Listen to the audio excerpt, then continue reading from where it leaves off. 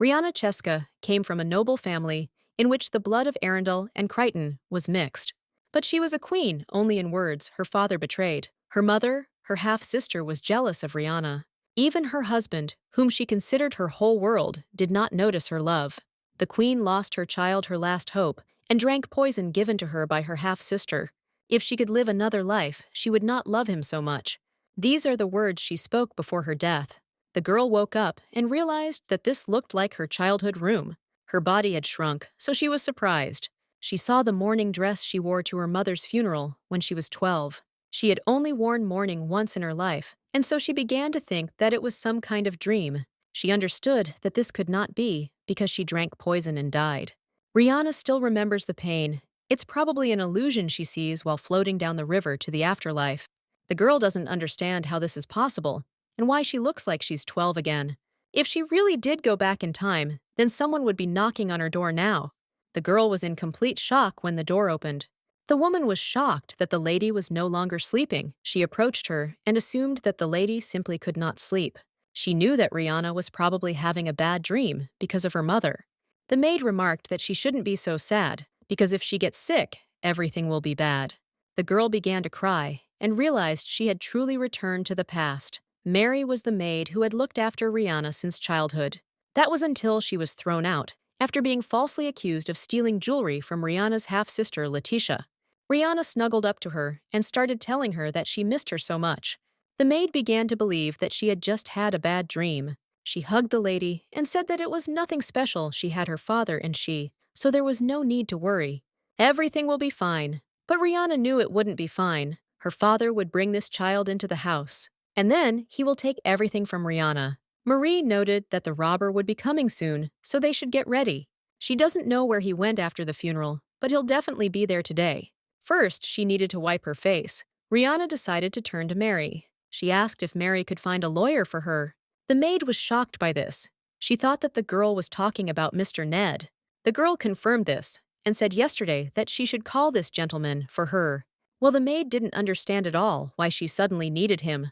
Rihanna tried to explain to her that now was not the time to talk. She had to check something with someone when her father returned. Maid, don't think that you'll be able to meet him now. She didn't understand what it was and why the lady suddenly wanted to meet him, but she smiled and told the lady that everything would be done. She left the room and said that the lady needed to wait a little. Rihanna was very grateful and sighed. Her mother's funeral was yesterday. She was sure that soon her father, Count Allison, would bring his illegitimate child. All the misfortunes will start again. She doesn't want that at all. But she came back at this time. Maybe it is God's blessing. Rihanna decided that this was her chance and looked down at her mourning uniform. She decided that this time she had enough of suffering. She would not suffer for anything. She put on this dress and went somewhere. Count Allison was a poor aristocrat from the lower classes. But everything changed when he met Rihanna's mother, who came from the Crichton family. The imperial family promised him the title of count and untold wealth if he married her, but the count did not love this girl. After giving birth, Rihanna's mother fell ill with an incurable disease. The count didn't care, as he had a mistress. The day after his wife's funeral, he continued to commit immoral acts. He brought an illegitimate child into the house, as if he had been waiting for this moment. Father told Letitia that he was very glad that they could finally live together. The girl was also happy she would now live with her dad, like in a fairy tale. Although she said with fire that he was very poor, if it were not for this woman, he would have taken her and her mother much earlier. Letitia noted that her mother always told her that he had not abandoned them, that he would definitely take them to himself, and she believed it. Her father loves her very much. He has another daughter, but he loves only Letitia. Letitia said that she also loves him very much, but the main thing now is that they are together. She really gave in at this point before that life was hard for her. Previously, the teacher scolded her and didn't understand how she dared to take someone else's toy, even if he really wanted it. You can't take it away. Father said that Letitia should wait a little. His wife was seriously ill. As soon as she dies, he will take her to his home. The girl was happy that if the countess left this world, she would be able to go with her father. She really wanted this woman to die as soon as possible. Father told Letitia to be happy, because this was her home now. All the servants greeted the count and his daughter. Geoffrey asked the gentleman again who this girl was. The count said that this was his daughter. They could not live together before, But the man did not quite understand what his master was talking about. When the father saw his second daughter Rihanna, he asked her to come down to them. He told her to say hello to her little sister, but Rihanna yelled at him to get lost. The father was simply horrified, and the girl began screaming at him to get out of her house. Rihanna demanded that he leave not alone, but with his daughter. A few hours ago, the living room of the estate, Lawyer Ned arrived at the lady's place at her request. The lady asked him to come and sit next to her. The man was surprised, because this girl had always been quiet. He has no idea why she called him so suddenly. The girl said she wanted to see her mother's marriage contract.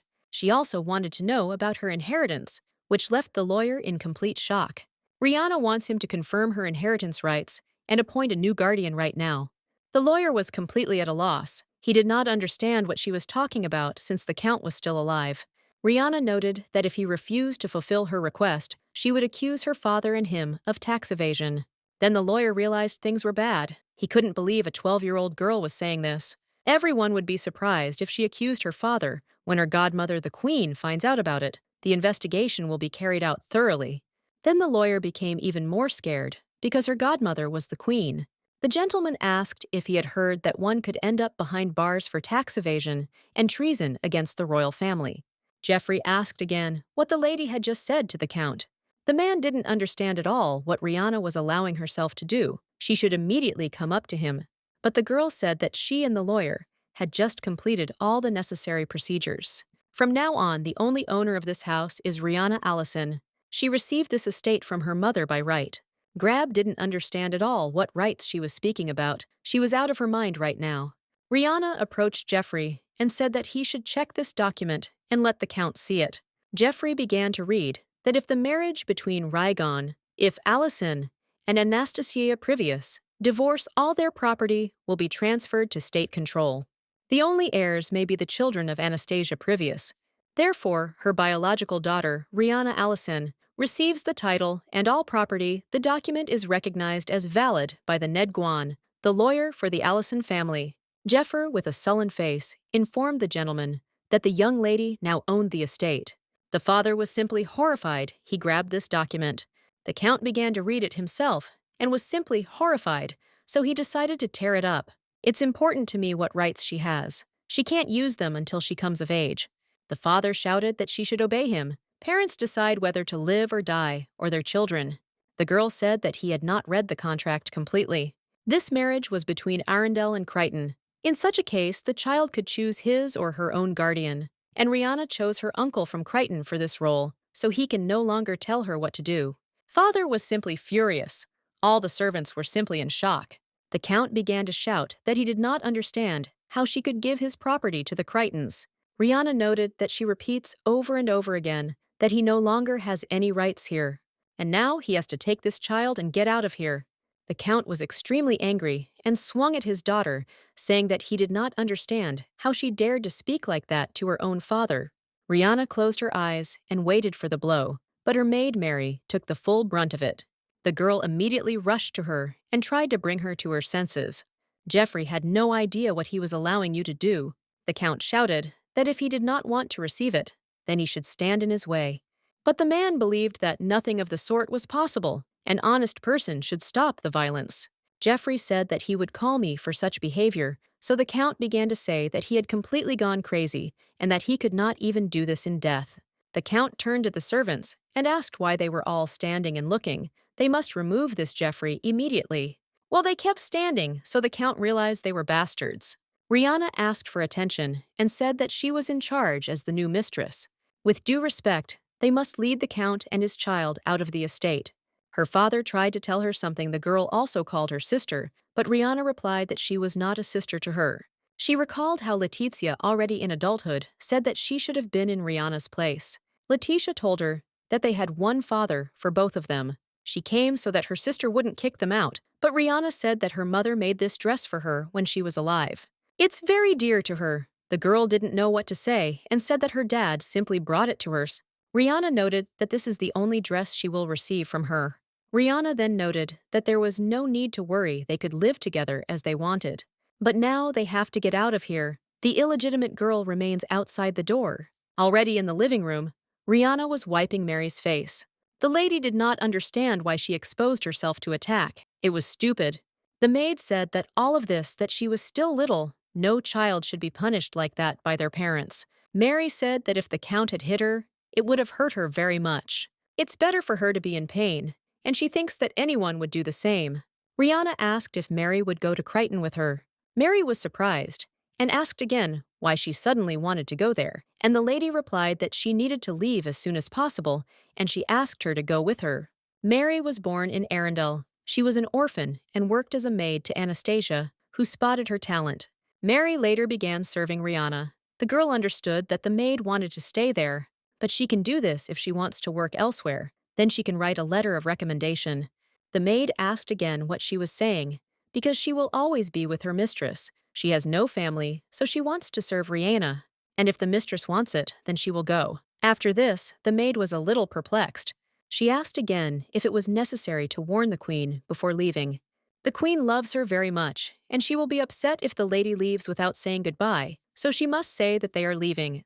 She's indeed right, Queen Cheska. During the civil war for the throne, she fought on the battlefield as an army commander. Hertzia put an end to the aristocratic rebellion, a queen with incredible power.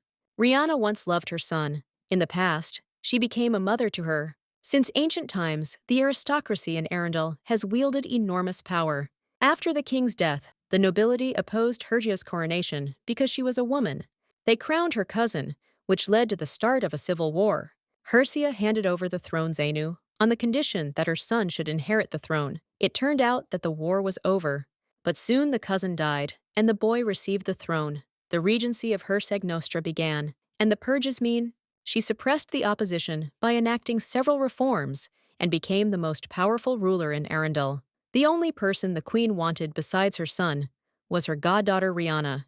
Rihanna recalled how she greeted the queen with her mother. The woman was very happy when she saw Anastasia and Rihanna. Anastasia noted that they had not seen Her Majesty for a long time. She also asked for forgiveness for not visiting her mistress for so long. The woman noted that her health was most important, and she was grateful that she had brought her daughter with her, so now she offered to sit down. She had prepared some cookies for them, so the girl was very grateful to her. When the queen saw Rihanna, you were shocked because she was so cute. She was also a beauty, just like her mother. Anastasia remarked that the lady was being flattering, but they really did look very much alike. When Rihanna was walking, she started following a butterfly, and it led her to a huge tree. The girl noticed that there was a bird there, with its feet stuck in the vine. The girl realized that she needed to somehow help her, but suddenly, a voice appeared behind her, telling Rihanna to leave her. Turning back, the girl was very surprised and asked who he was. Then the bird broke free, and the girl began to ask him to help her. The boy clicked his tongue and told her to look there. The bird would be eaten soon anyway. This is the fate of this bird. They can't help me in any way. But then the boy noticed that she was crying. He asked her to stop crying, because everyone would think that he made her cry. But she didn't bother crying, so he told her to stop doing that because he would save this bird. The boy started climbing the tree to help her. The cat almost grabbed the bird, but the boy jumped and saved it. But he began to fall and fell from a rather enormous height. Rihanna immediately ran to him. The cat ran away. The boy stood up and began to breathe loudly. He had this bird in his hands, but it broke free and began to fly away. As she was flying away, a feather fell from her and landed right on Rihanna's forehead. The guy didn't understand at all what it was. He was terrified. He risked his life to save the bird, and she didn't even look at him. Rihanna just took the feather and asked if he had seen it. It was an atraxia. The boy was simply horrified and asked if this bird really was an atraxia. Atraxia, in Arundel it is called atraxia, and in Crichton it is called mystera. They say that they are demigods and can live both in the human world and in heaven. They differ to me from ordinary birds in the human world, but in heaven their wings become large and shining. Legend has it that whoever catches an atraxia feather will be granted one wish. The girl said that she definitely saw it. The bird suddenly grew larger, began to sparkle brightly, and flew away into the sky. The guy was simply perplexed. I liked it, because it was basically amazing. I saw such a miracle. She was sure that it was that very bird, and the boy asked if she really would not even ask if he was okay. So the girl decided to ask him if everything was okay. The guy stood up and told her not to do him a favor. But suddenly, she told him to just take her feather. It fell from atraxia, and it will fulfill any of his wishes. She gave him this feather because he saved her, and now he can make a wish. The boy smiled and asked if this meant that it would actually come true later. Rihanna said that it was true Dima succeeded. If he keeps the feather with him and asks with all his heart, the Atraxia will fulfill his wish. The boy asked who Dima was, and she replied that he was her cousin who knew everything. The boy was surprised at first, and then told her to take it. The girl began to believe that he simply didn't like it. She tried to somehow say that this feather was for him. The boy said that he liked everything. If it weren't for her, he wouldn't have even thought about saving this bird. So he asks her to take it because it is his gift. Rihanna smiled widely and was very grateful to him. The guy even became embarrassed. After that, he decided to ask who she was. Rihanna's mother approached them. The girl was surprised when she saw her. The queen came up and said that she would like Igor and Rihanna to be introduced. It was very wonderful. Allison's daughter, Rihanna. Anastasia approached His Highness and asked for forgiveness if her reign had caused him any inconvenience. The boy remarked that he was very glad to see the countess, while the queen turned to her son. She asked what happened to Igor's clothes. There were a lot of them. Igor said that nothing special. He was just lying on the ground in the garden, out of boredom. He said that he had to go now, so he had to detour. At the age of 5, Igor became the heir. His mother said that the throne belonged to her, so he should obey her. Mother said that he should be smart because she would do everything for him. His mother was constantly busy with questions, and he simply read books. When he was 12 years old, he became very ill and had a terrible fever. His temperature has been going down for 4 days. Now the queen can't believe there is no cure. The doctor said that he thought that it would subside. Today, he had already given him medicine. All that was left was to wait. Mother asked Igor not to do this. This is just the beginning. He cannot leave now. 2 days later, the lady asked how His Majesty was. She told the cards that everything had passed, the temperature had gone down, so he would soon be on his feet, but now he needed rest. The woman sighed with relief, and the servants were also happy. In the middle of the night, Igor opened his eyes and noticed that a doctor was sleeping on a chair next to him, and another man was on the floor. Igor didn't understand where his mother was now, so he went looking for her. As he walked down the corridor, he heard his mother talking about how Igor needed to be married as soon as possible. The Marquise of Rosen, a close confidant of the queen, noted that His Majesty is still young, so he believes that it is too early to think about marriage, and he does not understand why the lady is talking about it so suddenly. The queen asked him if he had ever thought that Igor might die suddenly. Then something irreversible could happen to the throne, so it must pass to His Majesty's son. The queen thought so too, which is why they needed him to have children. The aristocrats are hostile to Queen Igor, so it is necessary to prepare in advance for the fact that the son may make a mistake. Otherwise, they will lose the power they have fought for so long.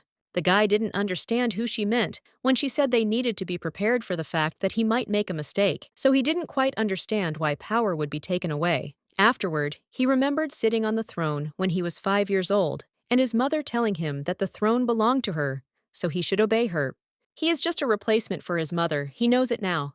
The Marquise asked the lady who she was considering as a bride, and she replied that you should be their man. So this is Anastasia's daughter. The Marquise assumed that the lady was now talking about Countess Allison.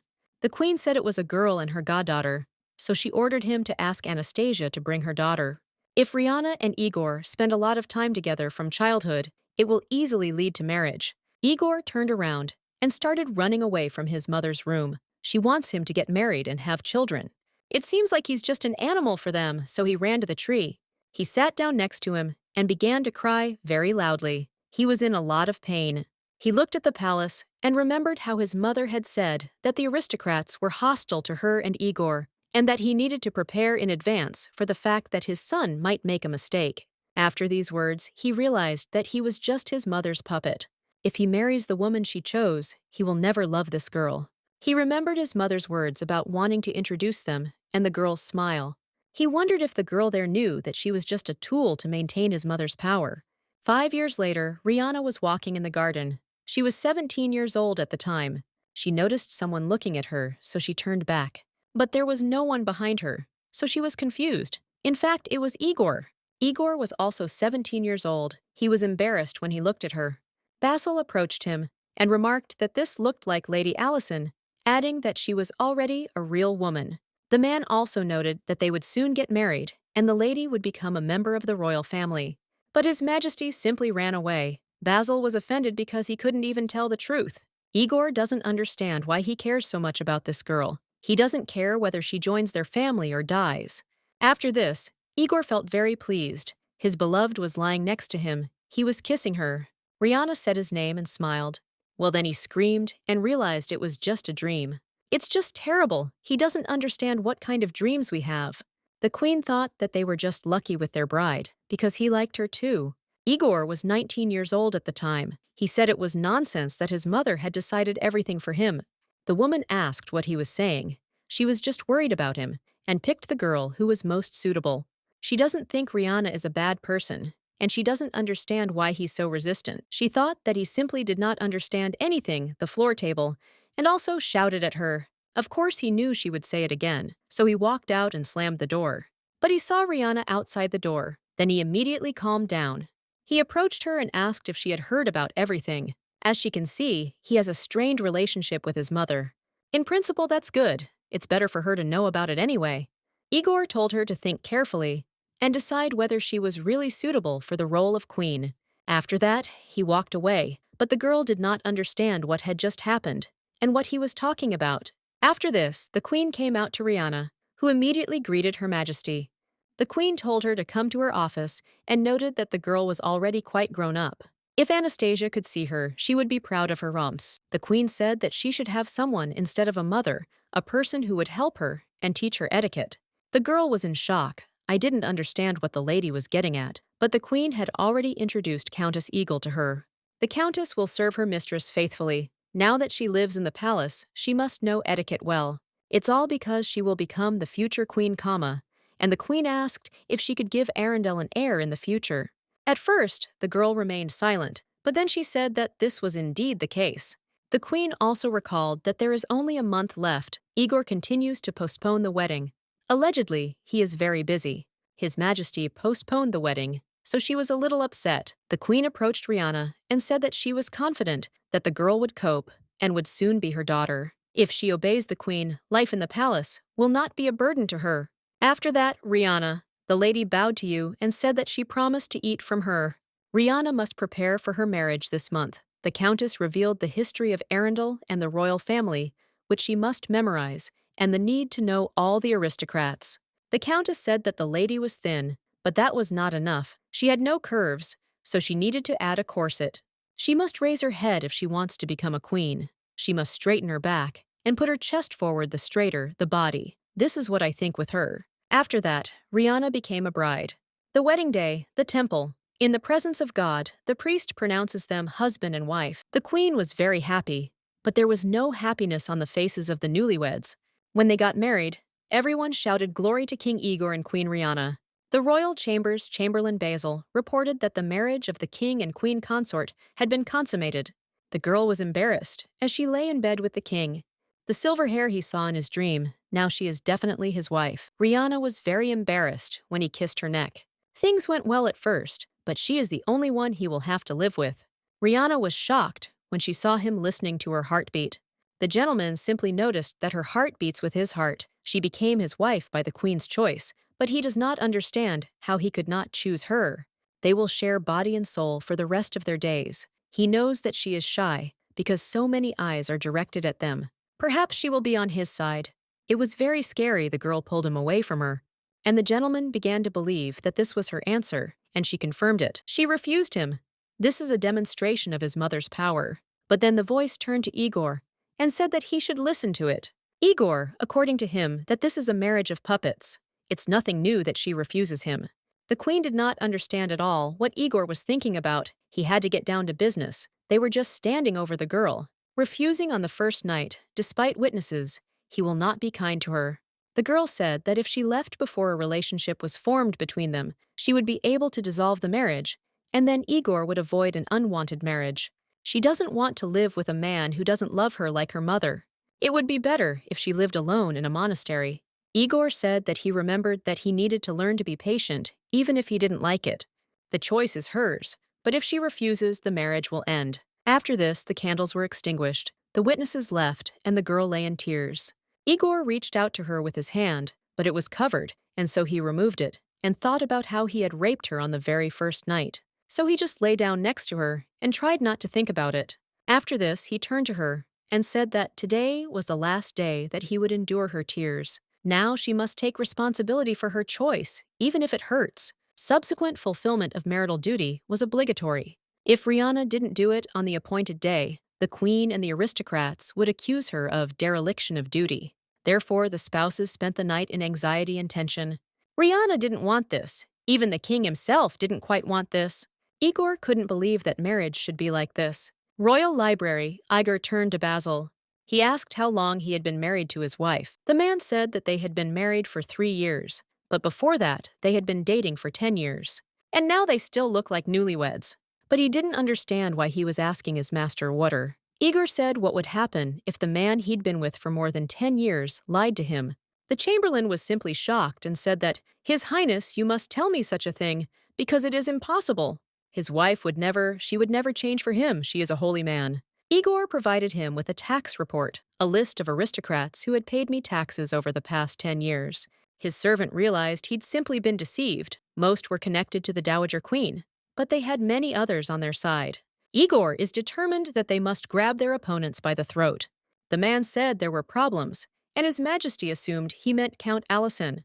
This is true if the authorities have not reached the Queen sufficiently to control her close associates, then this could anger her. Igor said that they haven't even started yet. He's already scared. Tax car funds are a great sin, that's what his mother told him. While the Queen's woman spoke because some aristocrats on this list did not pay a large sums. This undermined the foundations of the state. That's right, we must take advantage of this opportunity and warn the aristocrats. Igor spoke of Count Allison, and the lady asked again if he had also withheld a large sum of money. The Queen Consort's family must not be allowed to commit such crimes. Therefore, he must send the Count to jail and decide on his title, break off his marriage with Rihanna. Igor was completely shocked by this. She told him to break off the marriage with the girl she had chosen. And now she really wants him to overthrow her, so he decided to ask again if she was now trying to protect her people. He assumed that Rihanna might be involved, but she was the Queen's goddaughter and should be under her protection. He thought that the Count's punishment would be enough. If he read that the Queen would protect her, then he is mistaken. She would not do that. You need to separate your personal life and your responsibilities. Because of her, people may doubt his work. The Queen must be perfect. I am ready to sacrifice myself for the king at any moment. She was a pawn from the start. Igor was very angry. Basil said something to His Majesty, but the master did not listen to him. The king said that everyone on this list does it with a fine, it is his defeat. The servant tried to say that this was just the beginning, and that everything would change later, but Igor believed that things would get harder. He is absolutely sure of this, so there is no point in continuing this. Even the Queen dumped Rihanna. He has no idea why she's the reason for his failure, or whether he could just let her go. She probably doesn't even know about it. The girl came back again because she thought someone was watching her. She looked out the window, after which Igor became embarrassed and worried. Her presence confuses him, Mrs. Through the banquet hall, the Queen turned to His Majesty and asked if he liked the wine and games, and replied that they went perfectly with this dinner. The lady was glad that she heard this. Everything was for his pleasure, and a special wine from Toulouse, grapes, was also selected. The Empire of Toulouse is a new religious state. Arundel and Crichton have long feuded over border disputes. The Toulouse Empire is located in the center of the continent. The only trade route of Arundel was land, and could always be lost, so how it passed through Toulouse required careful monitoring of the situation. Therefore, Igor always avoided conflicts with Toulouse and tried to develop vile trade routes. The Queen had heard that Igor was interested in maritime trade, and it seemed he already knew about his shipbuilding business in Crichton. Igor said that they should not strengthen their sea routes through active trade, but the Queen said that she knew about this herself. She knows what he's thinking, but the problem lies in Toulouse. He was so captivated by the sea because of that empire, but that mustn't undermine Arundel. True, they have an ally at sea, the Crichton. Therefore, the man is unsure whether they need a way out to sea. The Crichton and Arundel families. The man also noted that this is exactly how I can think about the sea, as long as there is a queen, a symbol of the strong union of the two countries. The Toulouse Empire is spreading its power at an alarming rate. Therefore, it is necessary to know when Toulouse wine in a glass becomes poison.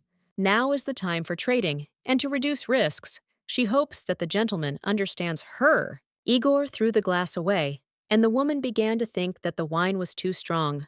But this cannot be, the hot blood of the young ruler could not overcome the wine. The woman remarked that she hoped that he would please her and direct his hot young blood towards a successor. Igor was very angry. There was not a single person among them on his side. Rihanna ran after His Majesty and asked him to wait. Igor turned to her and asked what was the matter. She may have said later that it was too late to say, but she was grateful for the last time. Igor didn't understand what she was talking about. The girl remarked that he had protected her father, new line. He simply couldn't believe that she was thanking him for the act that he regretted most of all. He asked if she had finished, and the girl said that she would actually like to report what the queen had told her. Igor got noticed because he doesn't want to hear about it. Now he knows that she is on his mother's side. She couldn't say anything more, so he turned and left. The girl grabbed his hand and said that it wasn't that, but he pinned her against the wall. Games asked with a shout whether she really decided to sympathize with the queen and insult him, but now she also wants to find an excuse. The girl was completely on edge and tried to say at least something. Today, Igor was already convinced of everything. For her, his mother is more important than he is. And now he tells her to watch how such a fool will listen to the decrees of the Cloud Queen. He grabbed her hand and pulled her along with him. She begged him to stop. Rihanna knew she couldn't calm him down. She just wanted to explain everything. She doesn't understand at all where she went wrong. The emperor threw her onto the sofa. She recalled how, on their wedding night, he told her that this marriage was her choice. The girl started crying because she didn't choose this. This break was not with her consent from the very beginning. Igor suddenly remembered his mother's words about how she hoped they would give her an heir. Rihanna didn't understand at all why Igor simply picked her up in his arms and carried her somewhere. She doesn't know what he's saying. She wants to hear, but she can't. When Rihanna woke up, she started wondering if it was a dream when she saw the shooting star. The king did it again last night. She doesn't want to endure it again. However, she does not understand what it was. Perhaps it was a dream. She closed her eyes and decided to sleep a little longer. The Dowager Queen's office, she really likes this red rose. It has a rich color and a wonderful aroma. Igor demanded that she speak on the topic. The queen noted that he knows that because of the case, he is not paying taxes. The nobility again raised a fuss about the heirs. Igor asked. When they hadn't done this, they had really gotten on his nerves. The queen told Igor that 3 years had already passed, and she began to believe that there were problems with Rihanna. He needed heirs to strengthen his power. She believed that was what she wanted. Igor noted that she shouldn't worry, because he and Rihanna were still young. The queen remarked that he seemed to be the only one who thought so.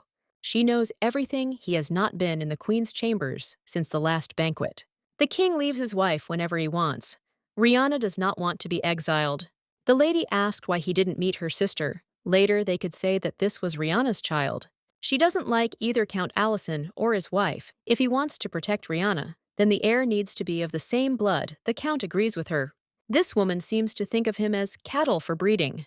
The woman asked him to accept her proposal because Rihanna wanted the same thing. It seems like now Mom thinks that she is doing something good, but soon she will be thrown out. She will lose everything. He has already prepared for this. The maid came out and announced that the queen consort had arrived. The queen immediately said that this was a good moment, so she should come in. Igor was surprised when he saw her, and the girl said that she was asking him to dance the first dance with her sister at the next one. She's a debutante, and it will be difficult for her to find a suitable partner. The queen noted that this would be an important event for her sister. The emperor was surprised that she had already agreed to his mother's proposal, so he also asked if she had discussed everything with her family. The girl noted that this was indeed the case. Her father had already given his consent to this. Igor sighed and said that if they wanted it so much, he would do it. On the day of the ball, the emperor danced with Rihanna's half-sister, Letizia. Everyone was in complete shock because she had just made her debut, and she was already dancing with the king. Apparently, he liked her very much. But many also believed that this was completely unacceptable because he had a wife. Rihanna felt unwell, so she decided to go out. The king noticed this. Letitia was only glad that she left them. The lady went out into the garden to breathe some fresh air. Then she came to the place where she first met the guy. She remembered how he climbed a tree to save a bird. Suddenly, someone came up behind her and said that he knew Raya liked chubby rabbits. But the best thing about rabbits is their juicy meat, very tasty, yum yum. The girl was happy when she saw Dima. This is Dmitri Privius, Rihanna's cousin from the Crichton royal family. He asked her when she got so tall. He thought that Ria missed him very much. Last time she said that she would not talk to him anymore. He prepared these flowers for her. Rihanna said that, because he'd drawn a beard on her favorite doll, Dima just thought he'd have time to erase it before she got back, and he didn't know that they wouldn't see each other for so long. After that, she started crying and he started crying, which was very difficult for her. She asked her to stop crying and kiss her on the forehead. There is no point in crying. If someone sees, they will think that it was he who brought her to tears. Rihanna remarked that he was indeed right. He made the queen cry. Dima asked if he had really made a serious diplomatic blunder. If she had known that he was coming, she would have prepared herself, so she decided to ask him what happened, because he came so suddenly. Dima also didn't know that he would need to come so urgently. On his way to another state, he received a message and joined the delegation. The emperor approached them from behind and remarked that this was very strange. He did not remember a delegation from Crichton heading towards them. Rihanna was very scared when she saw His Majesty. The gentleman believed that he was the queen's cousin. He was glad to meet you. He is Dmitri Privius. He arrived on a diplomatic mission from Iskraton. He was worried about his cousin, Queen Arundel. The king was surprised, as he was holding an audience at such a late hour, and not even at a ball. It was too secret a place for a meeting, and he asked the queen if she really thought so too. Rihanna immediately began to say that His Majesty had misunderstood her. The gentleman just wanted to know how she was feeling. Then Dmitri called her baby, and the girl became very frightened. Dmitri said that they often saw each other when she was a baby, but now everything is different. They did not have the opportunity to arrange a meeting, and he asks His Majesty to forgive her worthless brother. The king considered him a scoundrel. Everyone knows that he is a genius and diplomat. They constantly ride on his family name. Perhaps he should leave him alone. Igor said that the queen should pay more attention to organizing meetings, and the lady also agreed with him. Rihanna was very embarrassed, because her cousin hadn't called her that in a long time. However, Igor can't just leave him alone, so he approached the queen and kissed her hand. He was irritating him, so he said he would like to spend time alone with his wife. Dima looked at his sister, but her eyes said that everything was fine, and she would cope. After this, the king began to leave with her, but Dima tried to stop them. He said that this girl is wonderful, so he asks that he treat her accordingly. Igor thanked the gentleman for the instruction, but his wife queen is just a girl. Such meetings and the use of such nicknames should never be repeated in the future. Despite his relationship, he must remember that he is here on a diplomatic visit. The gentleman promised to take this into account. He kept his hand in a fist because he understood that he could not influence this in any way. Igor did not understand at all how it was possible that the king was being received by a diplomat from another country. Perhaps he isn't the ruler of this state, but someone else. Rihanna tried to somehow rectify the situation and said that he came at the invitation of the Queen Dowager. Igor was so enraged that his emotions were literally exploding. He couldn't contain his rage and, losing control, began throwing everything he could get his hands on. Everything pointed to the queen being the only thing holding their connection together. There was nothing else between them, and that thought only drove them further apart. Rihanna couldn't understand how His Highness could utter such cruel words. She felt deeply offended, but she didn't dare respond. After his words, the girl weakened her legs, gave way, and she fell. He looked at her, but didn't understand what was happening. Her gaze was directed straight at him. When Rihanna came to, she noticed Igor was next to her. He sat there as if he had never left her side, as if he were guarding her peace. Her surprise knew no bounds when she saw him raise his head and look at her. His voice trembled as he asked if she was all right. Igor couldn't hide the tears streaming down his cheeks. Rihanna assured him she was fine, but she wondered why he was holding her hand. She apologized for looking so weak and confused. However, Igor moved, sincerely admitted that he was glad she had awakened. She couldn't believe her eyes. The strong and reserved Igor was actually crying. It was a real revelation for her. He said that he didn't know the real her at all, didn't notice her difficulties, and didn't understand how hard it was for her all this time. Igor asked her for forgiveness, and then hugged her tightly, as if he was afraid of losing her again. He promised that he would now do everything to protect her and their unborn child. He told her that the doctor had recently come. The doctor delivered important news. Rihanna was expecting a baby. The cause of her fainting was anemia, which is common during pregnancy. Now she needs to take care of herself and avoid stress. Hearing this, the girl couldn't hold back her tears, but this time they were tears of joy. She felt a deep sense of happiness, realizing that a child would soon be coming into their lives. The news filled her heart with warmth. Rihanna was incredibly happy. Now she and Igor would become a family. This was what she had dreamed of for so long. At Count Allison's estate, Letitia seethed with indignation. She couldn't help but wonder why the king had stopped paying attention to her. He danced with her several times at the ball, and she was sure she had impressed him. Her beauty could not go unnoticed. She remembered how he'd gently hug her waist, holding a glass in his other hand. His gaze, deep and penetrating, literally pierced her soul. When she felt his breath so close, everything seemed perfect. But then, unexpectedly, he left without a word. Letizia was completely baffled. How could he do such a thing? He simply left her to go after Rihanna, and this haunted her. Deciding she wouldn't tolerate such humiliation, the girl, in a fit of rage, began destroying everything around her. She was determined to get revenge. In the royal garden, the women were discussing the latest rumors, and one of them decided to ask if they had heard anything new. The others looked at each other in surprise, wondering what exactly was being discussed. They waited for an explanation to understand the purpose of the question. The woman was alluding to the red-haired girl with whom the king had danced at the ball. Her tone betrayed interest, mingled with a hint of envy. The women learned that this was the queen's sister, but the woman noted that she was not her real sister. She was the illegitimate child of the count, who brought her into the house immediately after the death of the countess. The woman, daring to ask, decided to clarify how events might unfold. She wondered if it was possible for her, the child of a mistress, to become the king's bride. This question haunted her. The girl seemed completely confident in her abilities. She acted as if all the important decisions had already been made, and her future was determined. Her behavior right in front of the Dowager Queen perplexed everyone. Such a blatant disregard for the rules of propriety suggested she had neither shame nor conscience. Rihanna's sister under her wing. However, this attitude was simply because the queen allowed her to behave this way. It was a real mystery. Why did the Allison family begin appearing at the palace so frequently? Their presence unsettled many, as if there was some hidden agenda behind it. Meanwhile, King Igor sat in his study. Engrossed in reading, he tried to distract himself from palace intrigues and consider his next steps.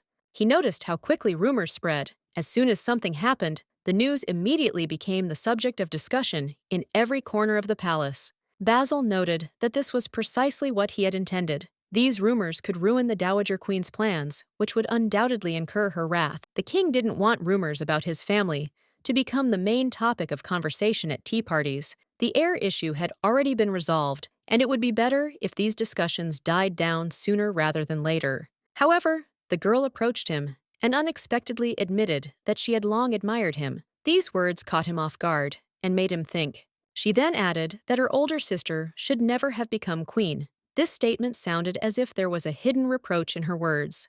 Despite everything she and Igor ended up together, the situation was rather awkward for both of them, and no one seemed to know how to fix it. Rihanna's pregnancy ruined his mother's carefully laid plans. However, even this didn't bring Igor much joy.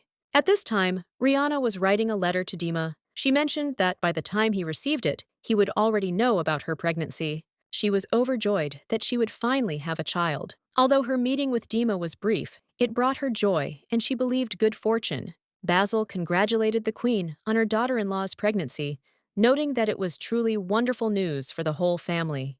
Dima, despite his worries about her marriage, was glad that things had improved. The aristocracy began to treat Rihanna with greater respect. Rihanna had been feeling heavy lately. She found solace in reading and sewing baby clothes, considering those the happiest days of her life. She eagerly awaited the baby's arrival. She could already imagine the little one calling him uncle. With that, Rihanna said goodbye, full of hope for the future. She also got along with Igor. Everything is great between them. She believes that it will be even better in the future, so there is no need to worry about her too much. The king eagerly awaited the revelation of whether the child would be a girl or a boy. He often pondered this, openly curious, and wondered how it would change their lives. Rihanna thought it was likely a boy. She relied on her own instincts, trying to understand the cues of fate. Despite all the speculation, the king confidently declared that it didn't matter to him who was born. The main thing was that it would be their child, and he was ready to love them just the way they were.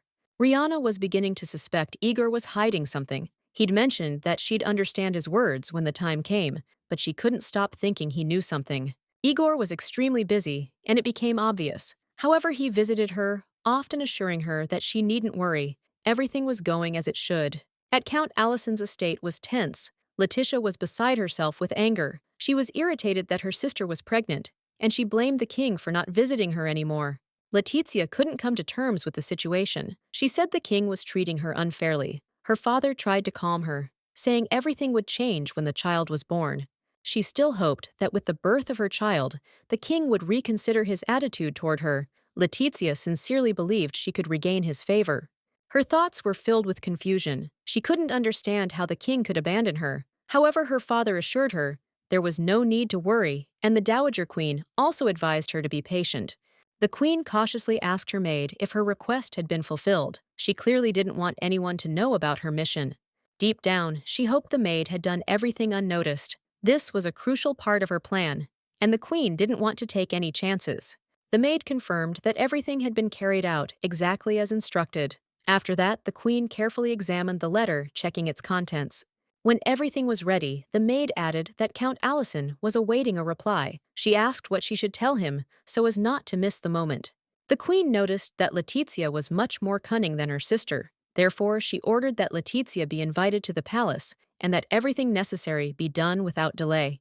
However, the maid suggested that if the mistress was afraid of mistakes, the matter could be delegated to someone else. But the queen cut her off abruptly, insisting that everything had already been decided. She stood firm. The whole plan was thought out, and now she just had to see it through. The queen knew she just needed to stir things up a bit. This was the key to her strategy, and she had no intention of backing down. Meanwhile, Igor, having saddled his horse, headed into the forest. His dog was with him. They were hunting a wolf, and this was an important matter for him. Using his weapon, Igor quickly dispatched the wolf. It wasn't easy, but his experience helped him succeed. Basil noticed how enormous the wolf was. Its size impressed her, and she realized it was no ordinary predator. Igor explained that this wolf was the pack's leader. He had been watching its movements for a long time, waiting for the right moment to hunt. The chamberlain remarked that he had never seen anything like this before, and was shocked that the gentleman had managed to do this in the dark. Igor explained that he had been forced to make a long journey deep into the dense forest. He knew it was dangerous, but there was no other choice. His decision was dictated by circumstances. Basil reminded His Highness that he hadn't come here just for the wolf. His words carried a note of surprise and perhaps reproach, for the mission involved much more. The Black Forest of Chalcis, as it was called, got its name from the towering trees that blocked even the sun's rays. This dark, mysterious forest was located in the northern part of Arendelle. By crossing the river that winds through the dense forests of the Chalcis, one can enter the Empire of Toulouse. This forest served as a secret passage for spies and bandits, giving it a notorious reputation. They haven't ventured too far into the thicket yet. Apparently, negotiations with the Queen Mother are continuing, and perhaps something has already been secretly transmitted to Crichton. The Queen was clearly behind this, but her true intentions remained a mystery. After her pregnancy, the Allison family seemed to fade into the shadows, leaving behind many questions. It was like the calm before the storm. This situation couldn't be trusted. We needed to find out as quickly as possible what exactly the Queen was up to and what her plans were.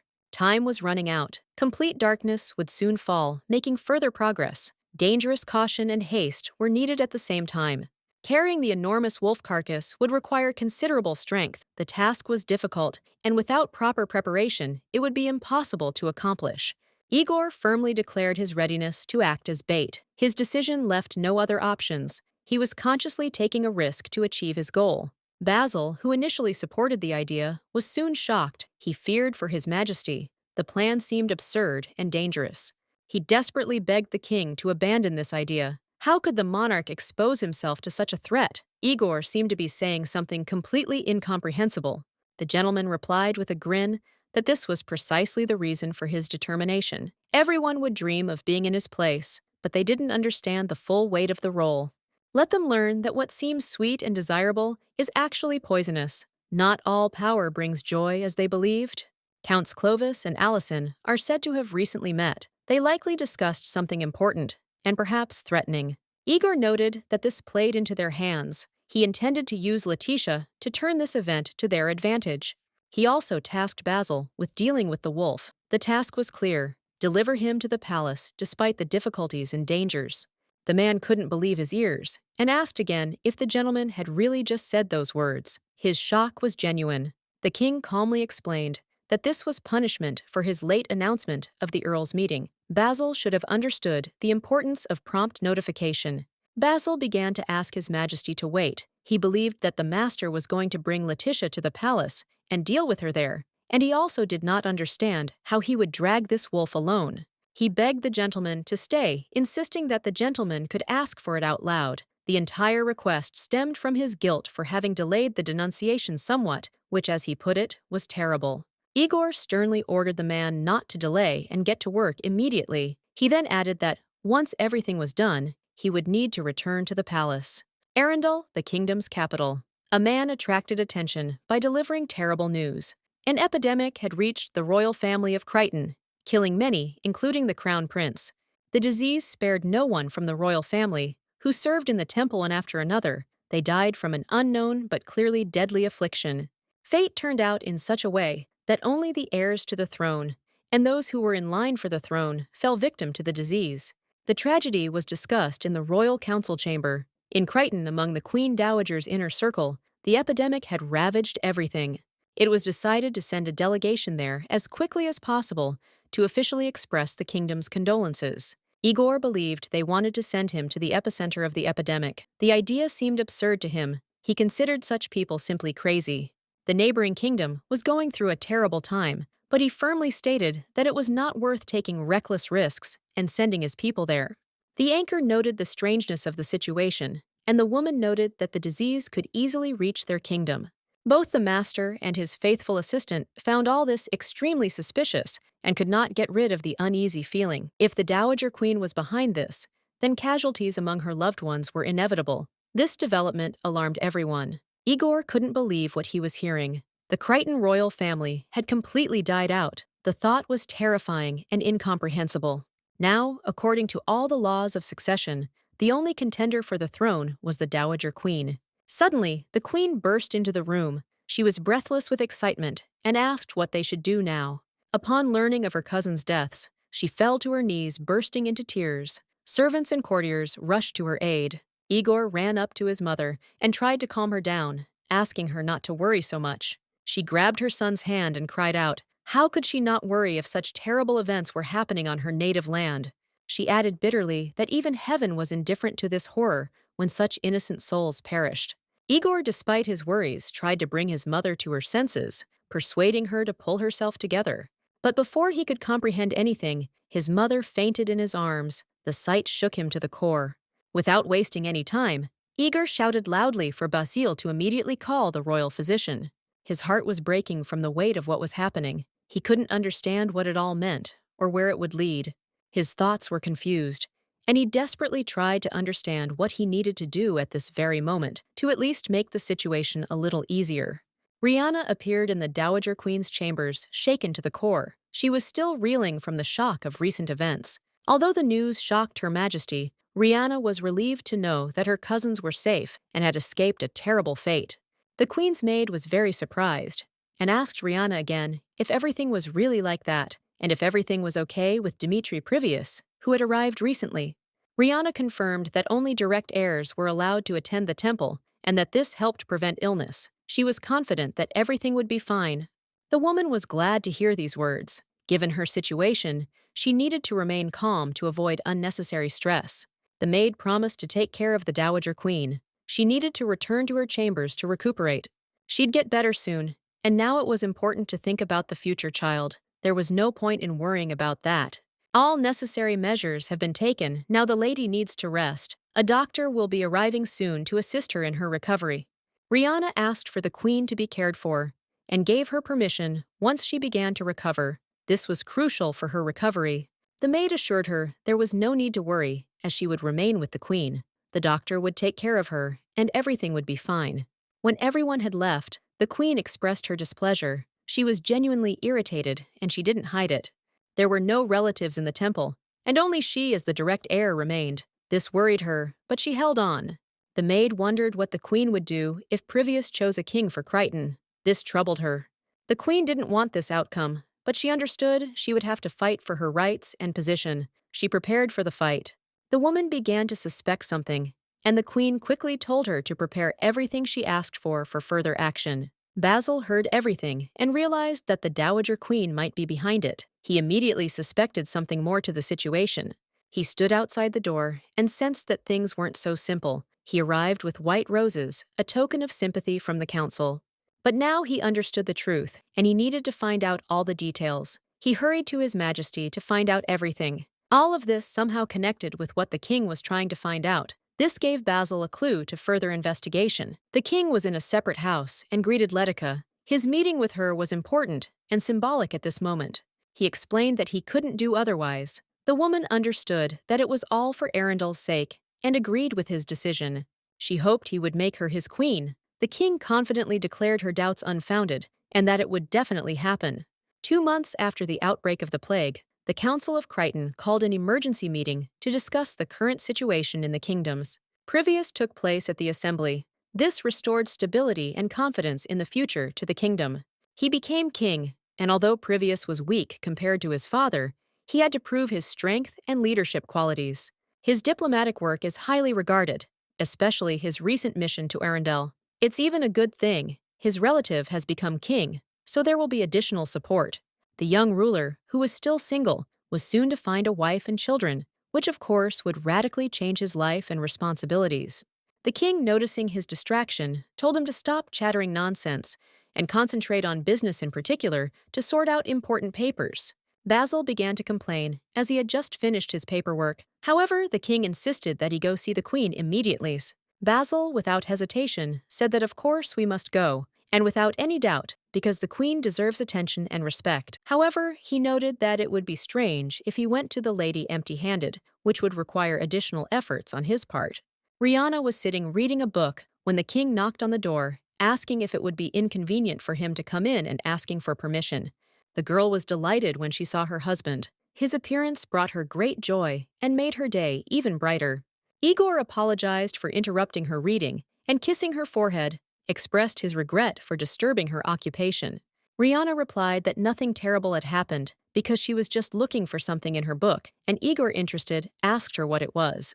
Rihanna suggested that perhaps Igor remembers this moment because it was important for her and happened at their first meeting. The girl showed him the feather that had fallen from the divine bird, and this became an important milestone in their relationship and memories. Igor watched with pleasure as his wife smiled at the feather. He was pleased that the moment left such a pleasant memory. She asked if she had made a wish the moment Igor handed her the feather, believing that this moment was not entirely ordinary. Rihanna replied that in fact she didn't make any wish because the miracle had already happened. Everything she dreamed of had come true. Then Igor realized that if the queen was not greedy, then let this wish go to their future child as a sign of their love and care. Then they heard a crash. It was Basil who burst in and informed Her Majesty that letters of congratulations and gifts from the royal family of Crichton had arrived. Fine jewelry, magnificent headdresses, and clothing crafted from Crichton's most expensive materials were also included, along with toys for the baby. These were the rarest treasures brought from the Northern Islands, real jewels that could arouse admiration. Also donated were animals and fresh fruits from the Southern Islands, which were distinguished by their special taste and bright colors. No one could have imagined that the gifts would be unsuccessful, because Crichton is a maritime power, and such gifts would have been enough to fill an entire palace. The king was furious, his irritation leading him to shout at Basil, unable to hide his anger. However, the man begged for her attention, claiming he had a special gift for her from King Crichton. He asked her to open it secretly, assuring her that he would understand everything immediately. He repeated his request to open the gift in private more than once, and the queen, hearing this, nodded understandingly, confirming that she understood everything. Basil turned to His Highness, informing him that they should go to the office immediately. Count Clovis was dead. The king was perplexed, not understanding how it could have happened that the count died so suddenly, and thought that it would be more correct to simply announce the death. Although he found it hard to believe, the king decided that it would still be more correct to say that the count had actually died, without knowing how to cope with it. In this regard, he informed Rihanna that he would no longer be able to visit her as often as he had a lot of things to do that needed to be resolved immediately. He hoped that she would wait for his return, and the girl, with a smile, promised that she would wait for him as before. She asked that His Majesty return as soon as possible, expressing hope for a quick meetings. Igor now understands that this means that after Crichton, it will be their country's turn. Basil remarked that His Majesty was speaking too loudly. Someone might hear him. This all happened during a very difficult and critical period when the Queen was pregnant, but it was still too early to say that an epidemic was beginning in their circle. Basil reported that none of the Earl's close associates showed any symptoms of the disease. Lady Letitia was with him until his death, and she was fine. The second turned to him and asked doubtfully if Lady Letitia was really with him. He needed confirmation. Basil admitted that he couldn't say for sure, but most likely she had a secret meeting with the Count that no one knew about.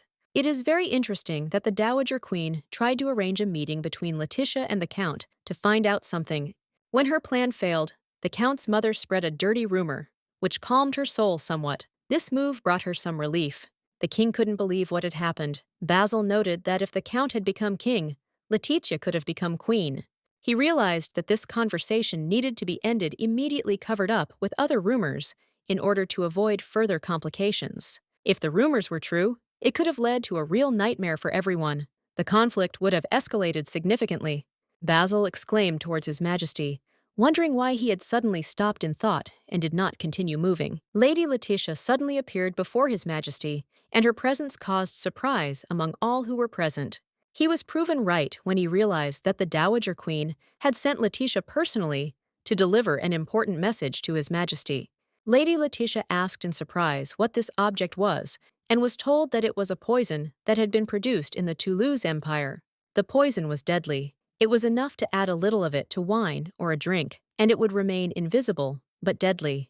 The poison had neither color nor odor and penetrated the body slowly, causing death, as if a person died from an illness. Its effect was such that a person who died from this poison seemed to be the victim of a contagious disease and not of poisoning. Lady Letitia was told that she should use it at the right moment when she could find her place in this cruel game. Lady Letitia immediately rushed to the king, confident that he would return to her and she would be able to be near him again. The king himself was to blame for this, but it was as if he had been slandered, and it was hard for him to bear such accusations and suspicions. He couldn't believe that he had to take such measures to get rid of his mother and her influence on the kingdom. Rihanna was shocked when her cousin told her to open something when she was alone. She didn't know what to expect. She became incredibly curious about what was hidden inside, and opening it a little, she immediately realized that it was something important. When Dmitri was 9 years old, he showed her beautiful models of sailboats, dreaming of sea voyages and adventures. But Rihanna didn't quite understand what a sailboat was when she was just 7 years old, so it was hard for her to appreciate the significance. Dmitri explained that this is a special ship that can easily cross any sea and travel to any point in the world. He dreamed of one day going on a long journey on a sailing ship and traveling around the world to see unexplored corners of the planet. Rihanna was upset and said that she wanted to swim with him too, because she couldn't imagine her life without him. But Dmitri said that she was still too young, and before going on such trips, she needed to grow up a little.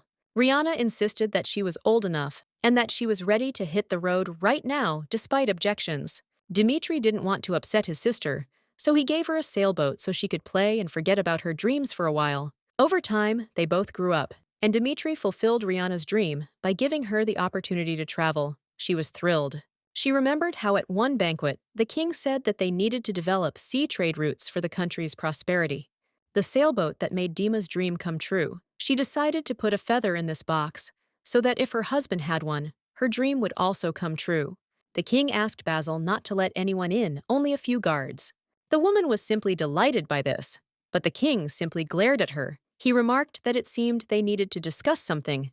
The king was outraged by the girl's actions and declared that she had committed an extremely disgraceful act. He could not believe her behavior. Not only did she spread rumors that she would become his wife, but she also perjured herself by claiming that they had had intimate relations on several occasions. However, this never happened, and the king, feeling insulted, grabbed her hand, asking if she really wanted to become queen so much. He grabbed her hands tightly, deciding to ask if this was her own desire or if someone was pushing her to do these things. Igor didn't want to act too harshly, but in his opinion, it was better this way than torturing her to get answers to his questions. The girl couldn't understand what was happening and was completely confused. She didn't understand how she had ended up in this situation. Igor immediately signaled his subordinate Basil. He immediately rushed to the exit, as all possible routes had to be blocked. The first step was to contact the captain of the guard. This was Lady Letitia, known for her determination and loyalty. The queen was extremely surprised to learn that Lady Letizia was nearby. Her maid reported that the lady was in the king's study. Despite this, the queen decided to fulfill her promise. She felt sorry for her son, but was forced to reward the girl for killing the count. The woman asked why her mistress had decided that Lady Letitia should deal with Count Clovis. The maid was perplexed. The queen explained that her father had long ago lost a large sum of money to the count, and there was no other way out but to solve the problem with Letitia's help. The maid expressed doubt, thinking that it could be dangerous to get involved with such a girl, especially with her relationship with the king. The queen acknowledged the concerns, but emphasized that Letitia had rid her of her worst enemy. She had been far more helpful than Rihanna. The queen understood that Letitia was acting out of personal interests and was ready to take advantage of this for her own purposes. At this time, the king noticed that the girl was smiling and began to suspect that she had completely lost her mind. He threw her abruptly onto the sofa, realizing that she was extremely angry and disappointed in his actions. Igor asked who she thought he was feeling that her behavior was beyond the pale. Then he turned to her again, deciding that he needed to ask her again to see who she took him for.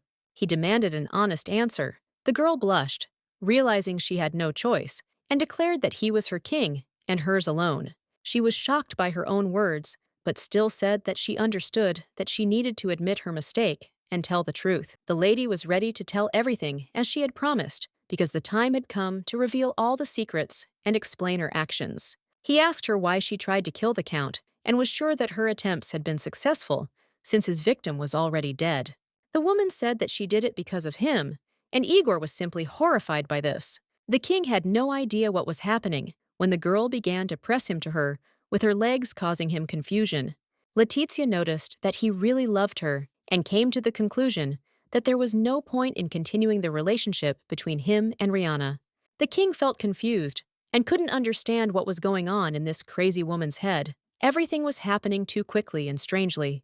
Mr. Eager shouted in despair that Basil should under no circumstances let anyone into the room without knowing what was going on behind the door. Then he noticed that the boat had fallen, and his wife was standing behind the door as if she had accidentally ended up there at the most inopportune moment. Igri was completely horrified when he saw his wife in such a situation, not knowing how to explain to her what was happening. Rihanna stood there in tears, unsure how to react to what was happening. Her mind was in complete disarray. Letizia asked with obvious pride if Rihanna had come specifically to interfere with her and the king. The king shouted at Letizia, but his wife simply turned and began to walk away, ignoring his calls. He tried to stop her, but at that moment, Letitia grabbed him, not allowing him to move. The king, determined to catch up with his wife, hurried after her, and Letitia remained pleased with herself, sitting with a grin on her face and enjoying the situation. Igor understood that he had to clear up the misunderstanding as quickly as possible to prevent the situation from getting out of control. Things were just starting to get better between him and his wife, but the girl quickly ran away from him, not wanting to listen. Letitia herself did not understand why she acted this way, why she ran away, but Igor did not give up trying to stop her. Rihanna was completely confused, not understanding why her husband ended up with Letitia. She couldn't understand his actions. She remembered her mother crying and begging her husband not to leave her, and it made her heart ache. A moment from her mother's funeral came to her mind when she was very sad and hurt, and she felt a deep loss. Then a new sister came to their house, and her father introduced her to Rihanna, creating even more confusion in her life. Letitia didn't consider her an older sister. She only regretted that she couldn't stop crying, considering her weak and helpless. His father always yelled at her, asking if she wished her older sister could be as strong as she was.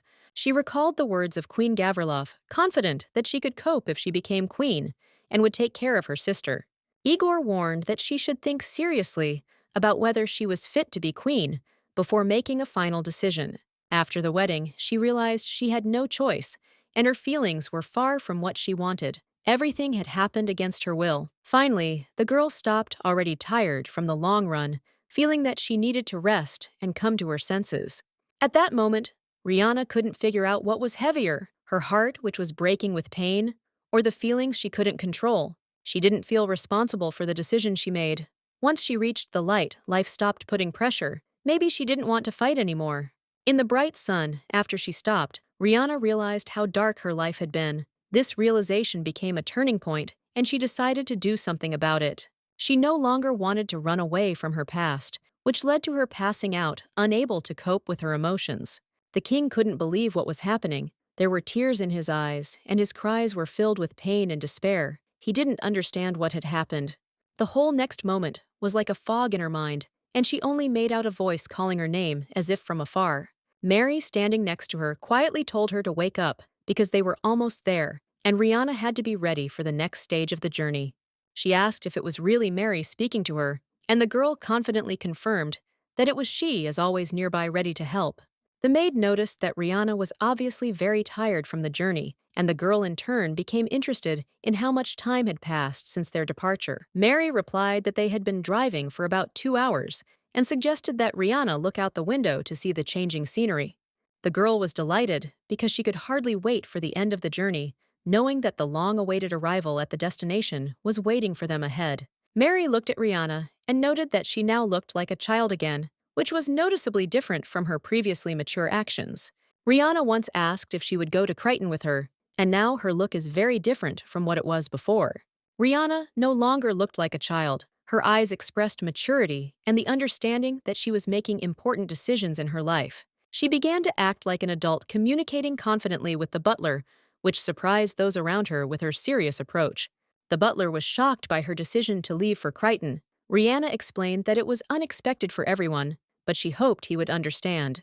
He guessed that she had made this decision for a reason, and he believed that Crichton would be a safe place where her relatives could protect her. Rihanna was grateful for his support and understanding, glad that he was helping her, and that he shared her desire to fight back against her father. The man replied that he did not deserve gratitude, since he considered it his duty and was always there when her support was needed. Rihanna believed that the Count was the one most responsible for everything, and that is why she asked the man to take care of this house. He didn't quite understand what exactly she meant, but he felt that he needed to take her request seriously and act accordingly. Rihanna clarified that she was transferring all authority and asked that reports on the condition of the house be sent at least once a month so that everything was under control. The man was stunned by her words and could not understand how he could cope with such a task because the responsibility was enormous. Nevertheless, he agreed to take on this responsibility, promising that he would take care of the house even if he did not consider himself worthy of such a trust. Rihanna asked him not to say that because everyone in the house knew that he was a very capable and responsible person who could be trusted. Mary, supporting her, added that she could, of course, attest to his abilities, as she had seen how much he had already done for them. They all felt uneasy because events were moving very quickly, and it was difficult to believe the changes that were happening in their lives. Using the memory of her past life, Rihanna left instructions to her butler Jeffrey on how to manage the estate and other property. She said that she would leave it here. The lands of the estate are barren and rocky, and the trade route is far away, so there is no point in counting on it. The gentleman was engrossed in his thoughts, calculating what would be the most profitable sale. The girl watching him immediately understood what he was talking about. Her insight allowed her to easily read other people's intentions. But the girl had her own ideas about the situation. She confidently insisted that he listen to her plan, as it would ensure the best outcome. Even before Rihanna's arrival, a deposit of the Arc gemstone was discovered on the Count's estate. This discovery became a key event determining the family's future destiny. Arc stones possessed the unique ability to store large amounts of magical energy and light, making them incredibly sought after in a wide variety of fields. This valuable mineral paved the way for the Count's family to wealth. The trade in arc stones brought in substantial profits, allowing the Count to assume a prominent position in the political arena. Thanks to his success, the Count was able to openly oppose the Dowager Queen's regency. However, despite this, the Queen decided to keep the lands with the deposits in reserve as a strategic asset. Rihanna's rapid maturation became inevitable. Watching her, Mary couldn't hide her pity, realizing how hard it was for the girl to face the reality of life. However, she was confident that Rihanna would find happiness in Crichton. This thought filled her with hope and faith in her mistress's bright future. Mary carefully took Gazprom in her arm, noting that it was too dangerous to go down alone, and offered to help. Mary's concern warmed Rihanna's heart. Rihanna was enchanted by the upcoming journey, sincerely believing the ship would take her to Crichton. Her anticipation was filled with joy and a sense of change. Finally, word came that boarding had begun for the ship bound for Crichton. This moment marked a crucial step toward her new life. Tickets were checked at the entrance. The man, noticing the name of Count Allison's daughter, was shocked. He found it hard to believe that such a high-ranking person was traveling on this ship. Mary confirmed that it was indeed Countess Rihanna in front of him. Allison, her confidence and calmness made an impression. The man finally realized the gravity of the situation and quickly called for the captain. He also asked for a moment's delay, causing mild confusion among the mistress and her maid. The captain himself finally approached and greeted the countess respectfully. His manners betrayed a man accustomed to dealing with aristocrats. The captain explained that he had been eagerly awaiting her arrival since learning of her intention to sail on this ship. His words were sincere and respectful. The lady expressed her pleasure at meeting her, and the captain shared his surprise that the aristocrat was traveling on an ordinary ship rather than renting it entirely. Rihanna explained that she wanted to get to Crichton as soon as possible, which made the captain admire her determination and choice. He noted that her decision to go on this particular ship was correct since it is fast and safe, which makes it ideal for such a journey.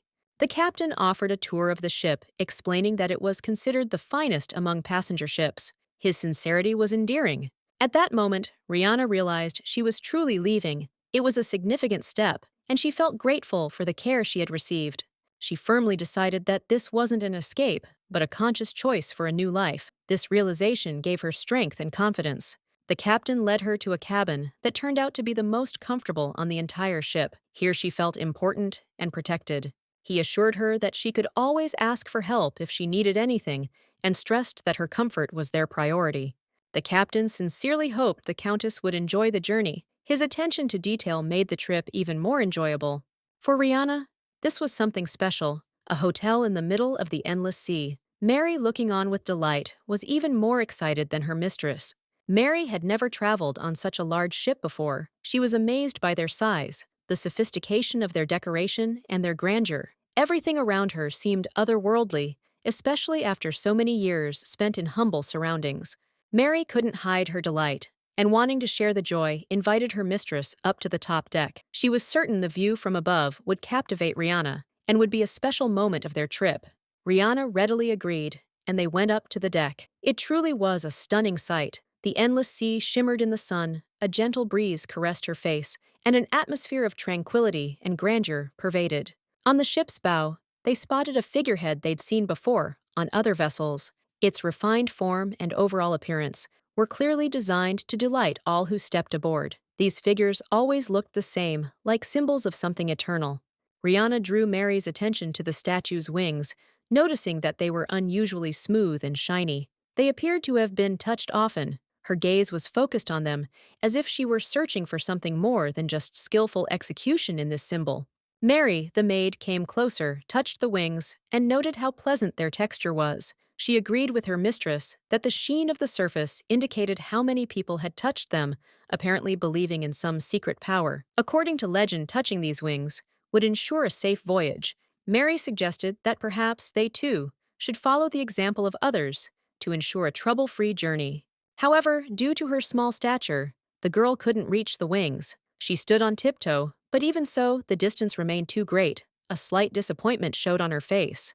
Rihanna, noticing this, decided to help a little. Rising even higher, she reached for the wings and invited Mary to do the same. At that moment, their faces lit up with a slight excitement and joy. Mary, with a slight effort, also touched the wings, and they both laughed. This moment seemed to unite them even more, adding lightness and joy to their journey. After this, Mary suggested that the statue might depict a mermaid. However, Rihanna reminded her that a mermaid should have a tail, and this one didn't, sparking further speculations. They began discussing how it was probably an angel given that it had wings. Their animated conversation attracted the attention of one of the workers, who couldn't help but smile at their speculation. The man laughingly explained that it wasn't a mermaid or an angel, but a figure called an atraxia. He said it symbolically protected the ship and ensured its safety. The girls were surprised and a little puzzled by what they heard. Mary, full of doubt, asked if this was really true. The man confirmed, adding that the ship itself was named Atraxia. He was surprised that they didn't know this, even though the legend was widely known. He also explained that touching the Atraxia is believed to guarantee a ship's safe return to Arundel. This custom was popular among sailors and passengers who believed in the power of the symbol. Rihanna asked curiously, what would happen if she didn't plan to return to Arundel? Her words sounded slightly cheeky, but they were filled with genuine curiosity. The man, smiling, noticed that the girls seemed to doubt his words. However, at that moment, another worker called him over, and he was forced to leave them lost in thought. He said they would see how the ships shaped, like the attraction, were extremely durable and capable of withstanding any challenges. These structures would be a true marvel to be proud of.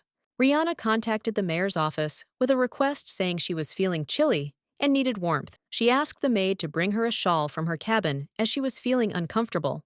The maid replied that she would need to wait a few seconds to fulfill the request. She was confident that she would return soon with the desired item, and that Rihanna would not be left in the cold.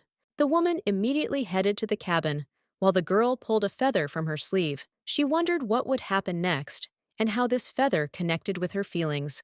The girl couldn't understand why she needed such a strong connection to the attraction, especially considering that it led to such a tragic end. She continued to ponder this, finding no answer. Reluctantly, she tossed the feather into the ocean, and immediately, a small glowing splash appeared on the water. It was strange, but at the same time, it somehow calmed her inner torment.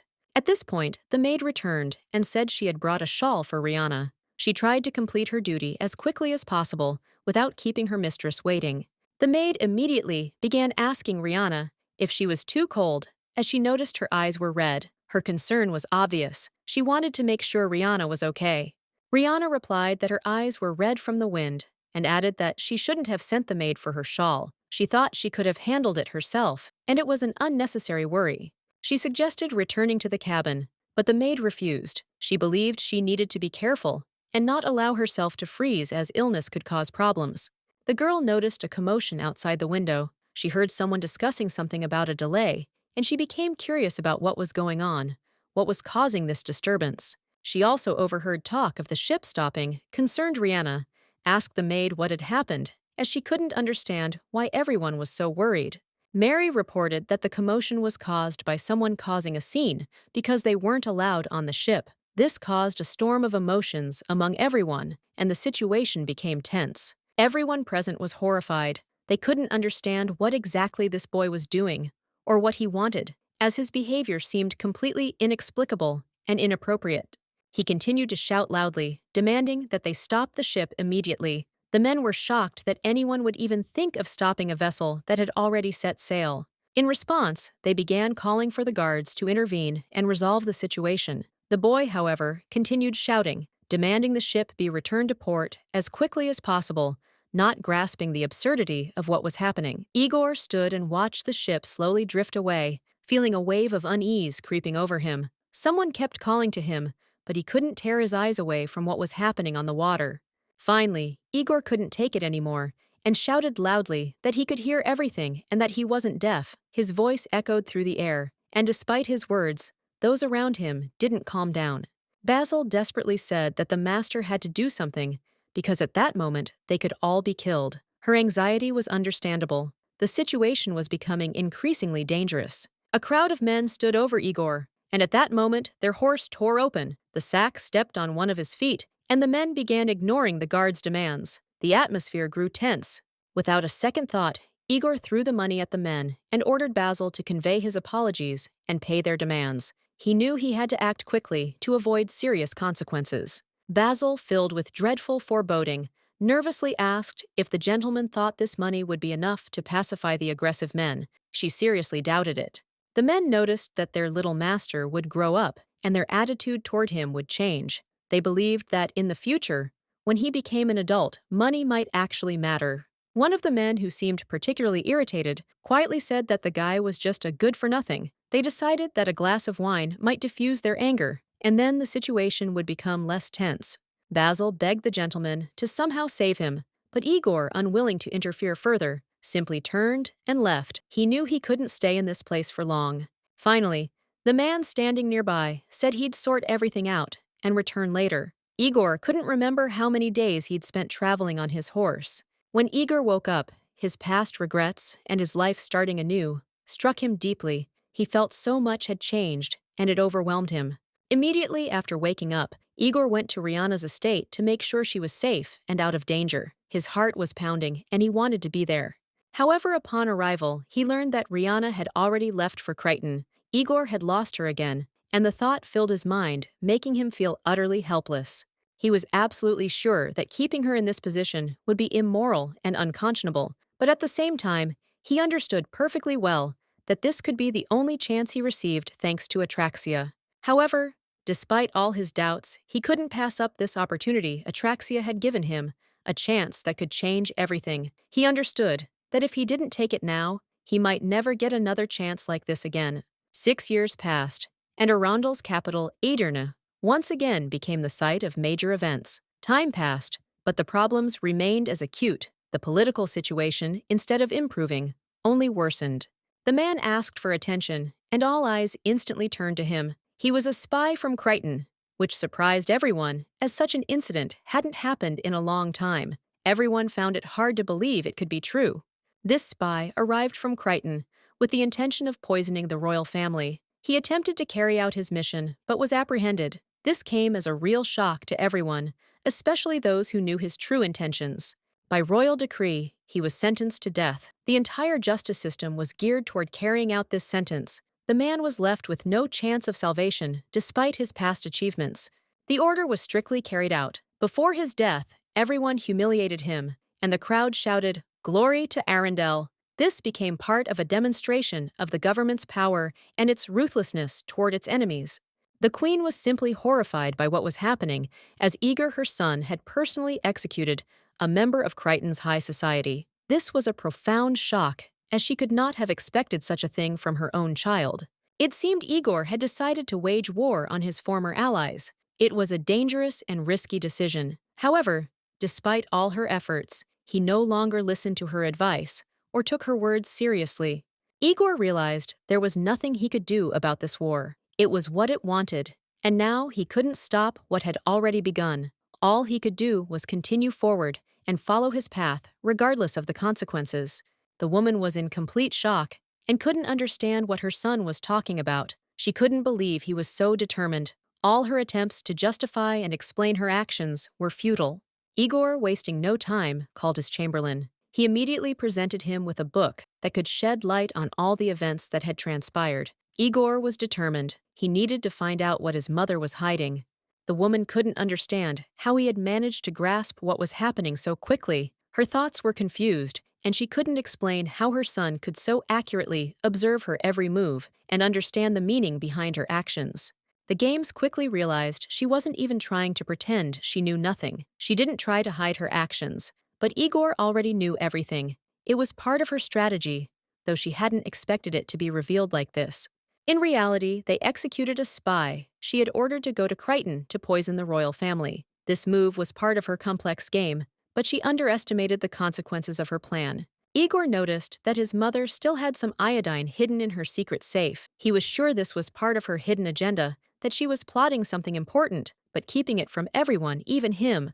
Mother tried to explain to Igor that she was doing all this for him, that her actions were aimed at his well-being. However, Igor no longer believed her excuses. He shouted that he was tired of her cowardly attempts to justify her actions.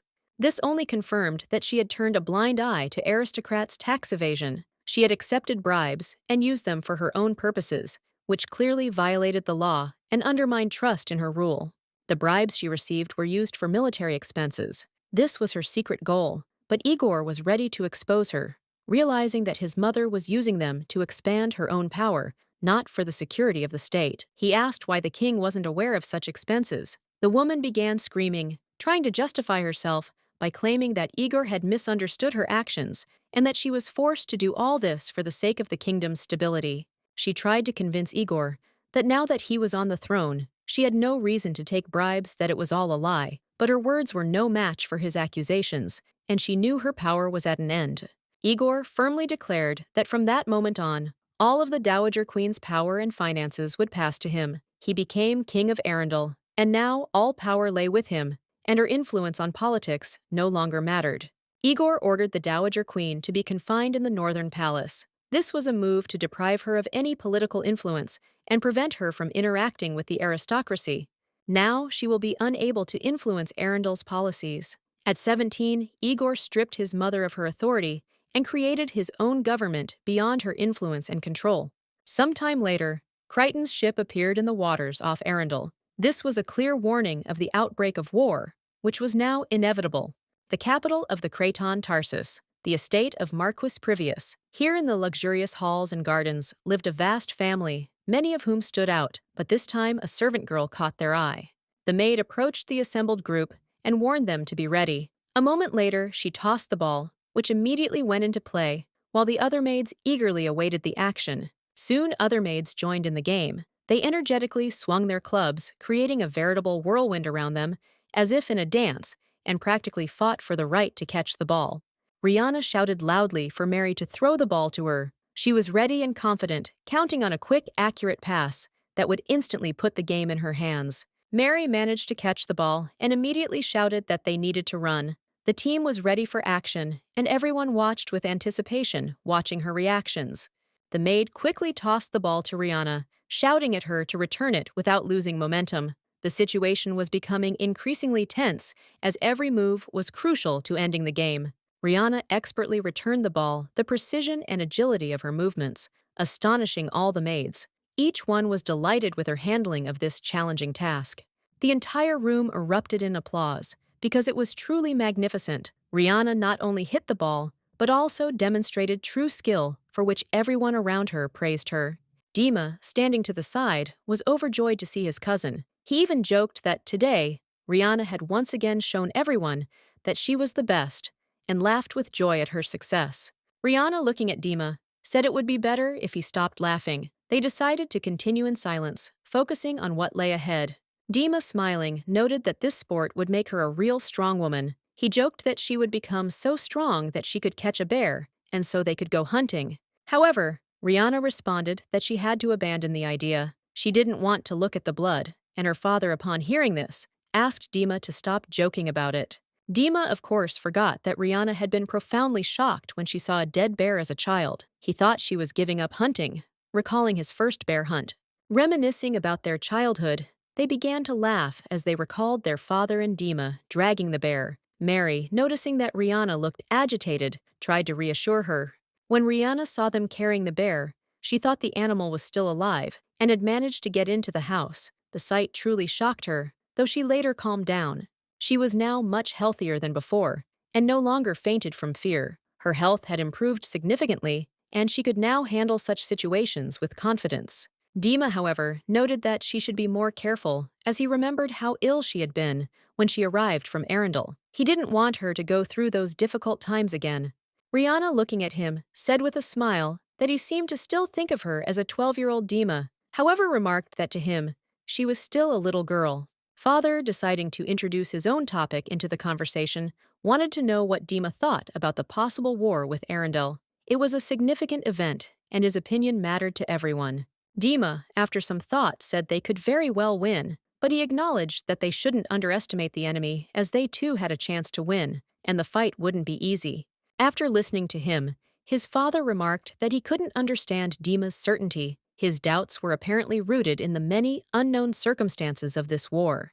Rihanna had ever experienced. The conflict with Arundel proved far more serious than any other clash she had ever known. My father emphasized that if Arundel's offensive failed to be repelled, the consequences would be catastrophic. He was resolute as the situation was becoming increasingly tense. Dima added that the king had been successfully developing shipping for many years.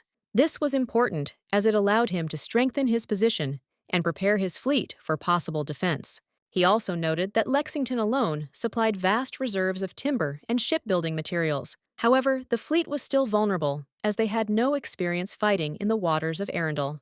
If King Arundel is properly prepared, they will not be victorious. These states have united to jointly confront the threats from Toulouse. The more strained the relationship between the two countries, the greater the empire's gain. Ultimately, it would gain nothing from war, so they wouldn't start it. Once in the thick of things, it turned out that Crichton was trying to interfere in Arundel's internal affairs, which could have far-reaching consequences for both states and their relations. In response, a Crichton aristocrat who had been working as a spy was executed in Arundel. This step led to a deterioration in relations between the countries and became the impetus for the outbreak of war. During this time, Igor likely succeeded in consolidating his power and position. He continued to strive to increase his influence in the region, despite external threats. Igor dreamed of creating a strong navy in Arundel to make the country a maritime power. However, Arundel ultimately decided it shouldn't be distracted from other more pressing issues. Dima approached the girl, noticing something was wrong with her. He decided to find out what had happened and was concerned about her condition, as she seemed tired and somewhat distracted. He thought the girl was probably going through a hard time, and he didn't rule out the possibility that she might have been playing too hard with the maids and not noticing how tired she was. Having already noticed her fatigue, Dima assumed she had overexerted herself and needed to rest. He watched her condition with concern, seeing how her eyes were slowly opening. The girl, realizing she truly needed to rest, agreed with him. She decided it would be better to leave to get some sleep and said goodbye to Dima, expressing gratitude for his concern. She assured everyone that she was fine, and there was no need to worry. She really did need some rest, and she wished everyone good night, confident that everything would soon be fine. Her father noticed that she seemed concerned for him and returned the favor with a smile, wishing her good night. He was touched by her attention, even despite her fatigue. As she walked along the dark road, the girl wondered if her companion might be walking alone just like her. This thought wouldn't leave her, but she continued to move forward. At some point, she closed her eyes and began to recall what Igor had looked like, his face and his demeanor. The memories were vivid, but she tried to distract herself from them. Realizing she shouldn't keep thinking about him, she decided to stop. She needed to get rid of the memories and focus on the present, not the past. The girl tried to convince herself that her feelings for Igor weren't true love. She decided not to dwell on the past and to move forward despite the emotions she'd experienced. She shouldn't even miss those days because she had chosen this path herself. Understanding this helped her look to the future and not let past experiences hold her back. She was so lost in her thoughts that she didn't notice someone approaching. She was so absorbed in her own world, which made her vulnerable to what was happening around her. The girl, still lost in her thoughts, noticed that she was still lost in her thoughts, oblivious to what was happening around her. She continued to walk forward, absorbed in her thoughts. The girl asked if she was going to choose a future groom from among those present, which immediately attracted the attention of everyone nearby, watching the princess's reaction. It was Helena Crichton, not only a princess, but also a member of noble lineage. Rihanna remarked that she probably wouldn't find a suitable suitor among such a circle. The princess pondered how to resolve the difficult situation they had created themselves, discussing the recent incident that had disrupted the usual order of their communication. At this point, the servants began arguing and fighting among themselves, unable to agree on who should release the ball first. Their actions became increasingly intense, creating an atmosphere of chaos. The battle between the servants for this unfortunate ball became so intense that it seemed like their last chance at victory. Their struggle was fierce and determined. The princess didn't keep track of what was happening, preferring not to interfere, but Rihanna noticed how some of the participants were still giving it their all, despite the lack of need. An hour ago, everyone in the royal garden joyfully welcomed Princess Helena, which added elegance and grandeur to the atmosphere where her presence attracted everyone's attention. Her beauty continued to shine like a bright beacon in this chaos, creating around her an aura of grandeur, so characteristic of military men who, despite everything, remain true to their ideals. The princess modestly remarked that all this praise was too much for her and that she hardly deserved such attention, which of course could not go unnoticed by those around her. She expressed her opinion by claiming that it is not her looks that really shines, but her courage and determination to fight for her country, which is something that everyone around her should remember. The lady was indeed right in her statement, but at the same time, someone close to her was worried, believing that one of those close to the princess did not have sufficient connections with Crichton. The princess believed that this girl would take a worthy place in her heart, which was so sincerely attached to their country, but she herself did not even suspect that Duke Rurik was so worried about her. At that moment, the princess wanted to share her thoughts, but Rihanna tried to stop her in a whisper, warning her against excessive revelations, but the princess insisted that she not interfere. The princess asked the duke to demonstrate his care and strength through participation in the game, believing that only actions could show true intentions, not empty words. After the fight ended, the man asked where the ball so important to everyone had ended up, and its disappearance had become a mystery worth solving. The princess, her voice furious, declared that she had the object of her desires in her hands and that she would definitely throw him away. She advised the man to be ready and catch it. The duke said with a smile that she could throw it with confidence, since she was doing this action only for his sake, and he in turn was very pleased with this and proud of his daughter. However, instead of handing it over carefully, the princess threw the object with the club right into the man's face, causing laughter among those present. Rihanna, noticing what was happening, tried to intervene and asked the princess to stop her behavior, expressing concern about the girl's actions. The princess didn't understand why her request should be taken seriously. She found what was happening amusing and saw no reason to stop. The woman was perplexed because she could not understand why the princess treated a man who did not deserve such treatment. When Helena saw her governess, her face lit up with joy, and she hurried over to ask her a few questions about raising children. Helena expressed interest in how the governess managed to raise the children in such a way that they grew up so willful and wayward. The princess asked in surprise why everyone was reacting so violently to her usual game, noting that she was the one who initiated all this fun. She couldn't help but ask the maids why they were so upset, since they were supposed to provide support and assistance to the man. The princess also asked the girl to follow her, perhaps to discuss further events, or simply to continue the conversation. Lady Rihanna was also invited, and all she had to do was get up and go into the house. The work began, and the maids began to inquire about the duke's well-being, who glared angrily at the girls. The aristocrats who observed the situation were delighted with the girl, a mixture of different nationalities, who aroused their interest. Meanwhile, they watched what was happening with curiosity, knowing that in Helena's chambers, the girl decided to rest a little tired of all the excitement. The girl thought that she would not be able to withstand 2 hours of instructions from the governess, but she still hoped that they would end soon. Rihanna, oddly enough, noted that they were incredibly lucky that the governess had finally completed her lengthy instructions. She added that if the situation had been more serious, the woman would certainly have continued her moralizing without stopping there. The princess remembered that the game was her idea, and she understood that she had decided to take revenge on Rurik in this way, putting on a whole performance. So she decided to ask Rihanna why the girl asked her to stop playing, because it was not obvious to the princess. Rihanna responded to this by saying that her background is indeed mixed, but this does not offend her, despite the rumors circulating around us. Rihanna, despite everything, confirmed that she too was part of Crichton, and that her attitude towards Arundel was much more negative than towards the others. She added that this was precisely why she ignored the Duke's words, because their meaning to her was insignificant in the context of what was happening. According to her, everything will change when the war ends, and then they will no longer lose a single naval battle, but victory will be theirs. Rihanna was confident that next time their army would also be victorious, despite all the difficulties they faced. Helena Creighton was a truly majestic figure. Her beauty and ability to win hearts were obvious to everyone, and she was highly respected. As a child, many young aristocrats sought to befriend her, but soon refused, as they could not withstand her excessive demands and high standards. The princess once declared that she did not want to associate with stupid girls, which caused resentment among those who tried to establish relationships with her.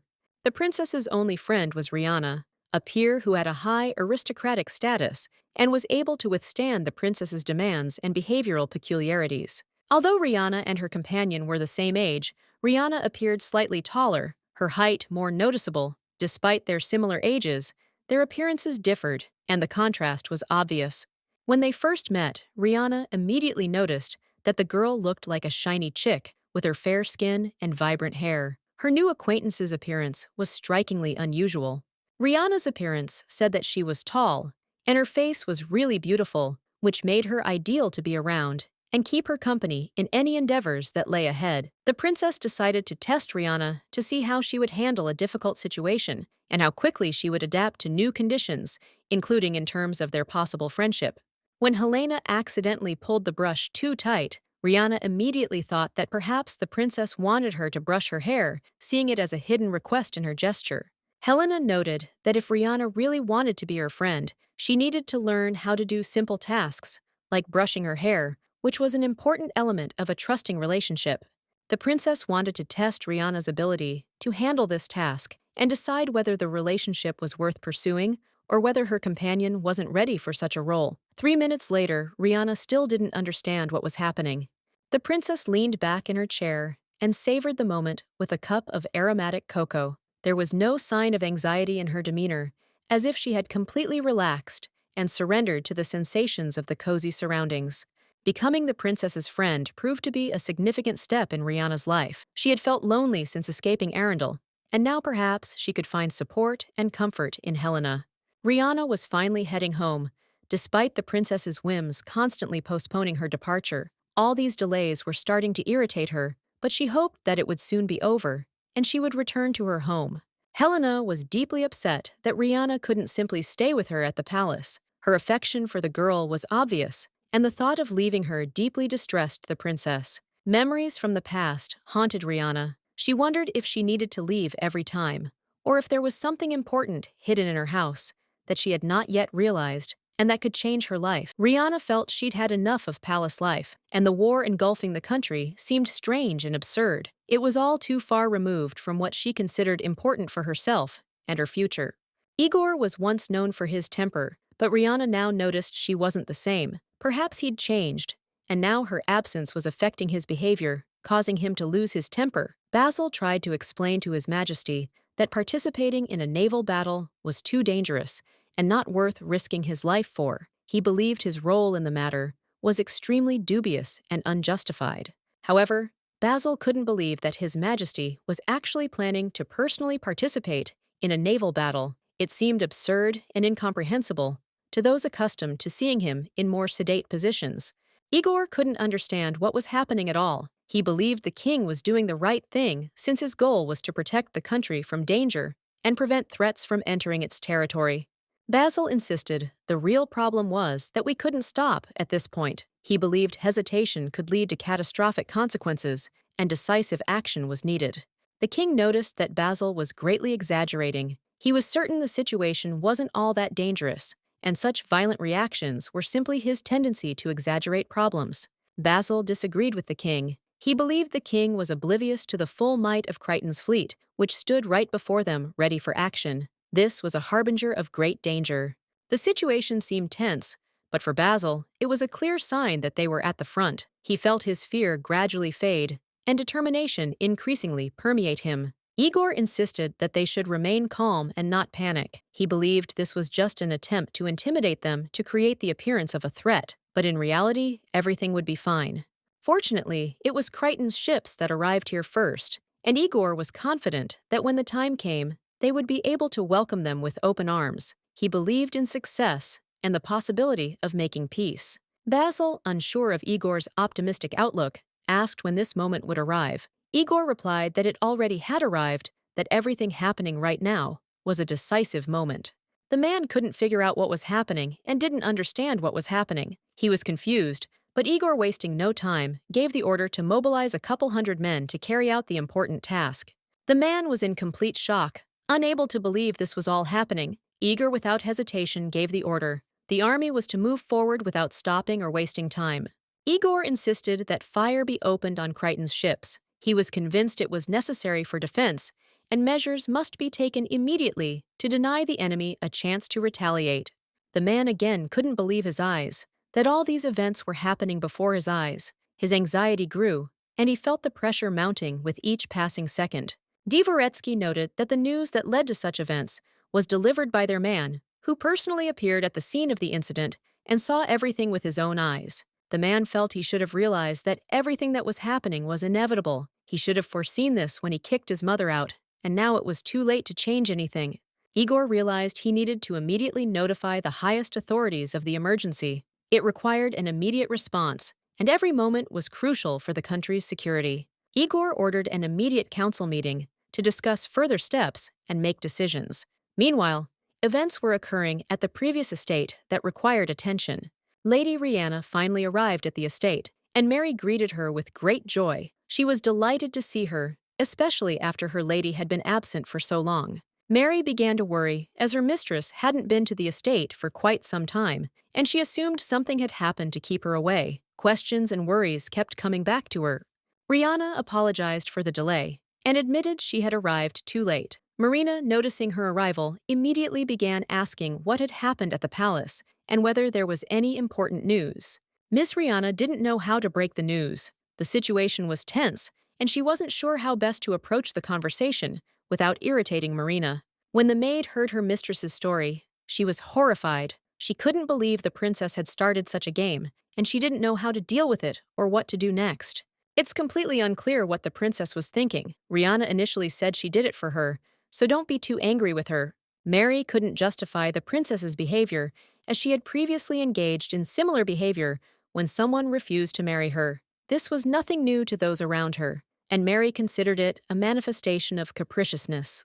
Rihanna's actions sparked rumors that she was extremely picky and perhaps even overly arrogant. The war only exacerbated the situation, making it even more difficult for her to find a suitable husband.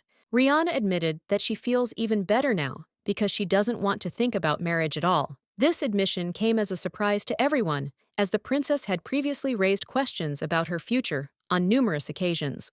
The maid, hearing these words, became upset and remarked that perhaps Rihanna didn't want to marry because of her father. This was the theory that could explain her disappointment in marriage. 5 years later, when Rihanna had already left for Crichton, Geoffrey delivered terrible news: the death of Count Allison. This news shocked many, and everyone began to wonder what had happened. Geoffrey wrote a letter to Miss Rihanna, expressing his condolences and inquiring about her well-being. He sincerely regretted having to break such tragic news. Lady Letitia was the one who found the Count dead in his chambers. She discovered his body when she came to visit and immediately realized something was wrong. It was a difficult discovery for everyone. A small vial of poison was found in the Count's room, leading to the belief that he had committed suicide. The circumstances of his death became mysterious, and speculation began about a possible suicide. This wasn't the first such death in the Count's life. In a previous life, he had died in a similar manner, presumably also committing suicide. These similarities were alarming and raised questions about the connection between the events. Some began to speculate that his death was somehow connected to Letizia, but at that point, this was only speculation. Numerous rumors circulated, creating an atmosphere of uncertainty. Rihanna decided not to dwell on those thoughts. She knew there was no point in dwelling on them. Everything had changed, and now that she looked at the situation, it was clear that dwelling on the past was unwise. Rumors circulated that the former Count had decided to take this step because he was unable to pay off his enormous debts. They had accumulated as a result of his passion for gambling, and the debt trap he had fallen into was insurmountable. The Count lost his title and was unable to open the mines for the precious mineral, depriving him of his only source of income. His meager pension could not cover his expenses, and he found himself in dire financial straits. This made Rihanna think again. People really don't change. She concluded that it would be better for the Earl to retain his family name, so as the Countess had requested, he was buried next to her. Lady Letizia agreed with Rihanna on this matter, although her opinion was less decisive. Ultimately, she relented, accepting the decision and receiving a small sum as consolation for the loss. The problem is, Lady Letizia has been missing since then. That's all he wanted to report. He offers his condolences. The funeral went well, so he hopes she won't worry about it. What had brought Rihanna suffering and ultimately led to her death was no longer there, and now her life was filled with long-awaited peace. Everything she had experienced was behind her, and she could begin a new chapter. Rihanna hoped the events of her past wouldn't repeat themselves. No one knew where Letitia was at the moment, and she believed that would ensure peace and safety. Rihanna's father influenced her views on marriage, but it was far from the primary reason for her decision. His father's influence was just one of many factors that influenced her choice. So despite her worries, the girl decided to reassure Mary, saying it had nothing to do with her father. Rihanna tried to explain that her decision wasn't influenced by family circumstances. Ms. Rihanna simply didn't want marriage to be her primary goal in life. She had a difficult childhood, and it shaped her views. Now she had her own view of happiness, one that wasn't tied to coercion. But now, important people appeared in her life, like her uncle and Dima, who supported her and helped her through the difficulties. This brought her peace and confidence in the future. She was genuinely happy to have Mary by her side, and that meant a lot to Rihanna. Mary didn't have to worry because Rihanna was calm and confident in her relationship. Rihanna's words deeply touched Mary. The maid was surprised and grateful for such trust, and her heart filled with warmth. It meant more to her than she could ever express. At that moment, Dima approached Rihanna, invited her to lunch, and suggested they go to the cafeteria. He gently asked the little girl to join them, but Rihanna wasn't pleased. Rihanna immediately became indignant and told Dima to stop calling her baby. The word clearly irritated her, and she decided to make it clear she didn't accept it.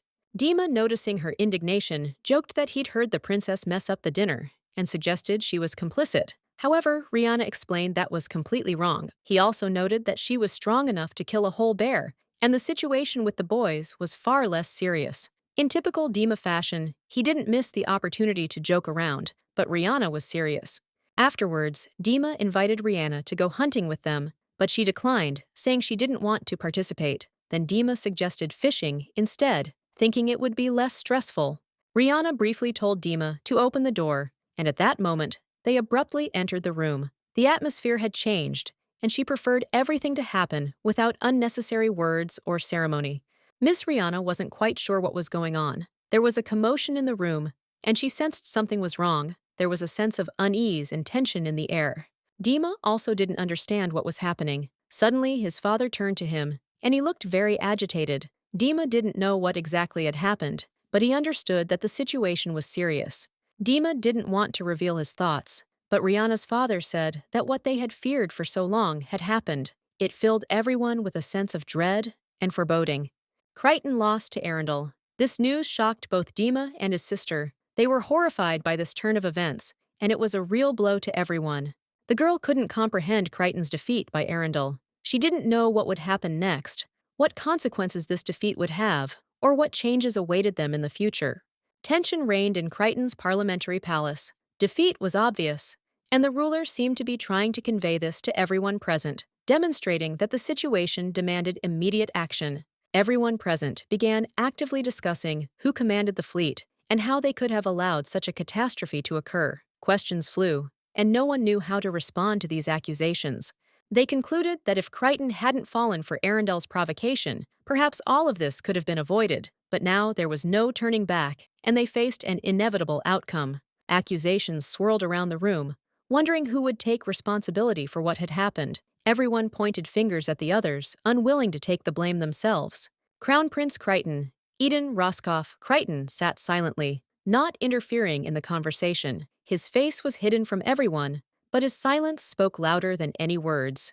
At one point, Eden lost his temper and loudly asked what all the fuss was about. He demanded that everyone stop chatting and focus on solving the problem, not blaming others.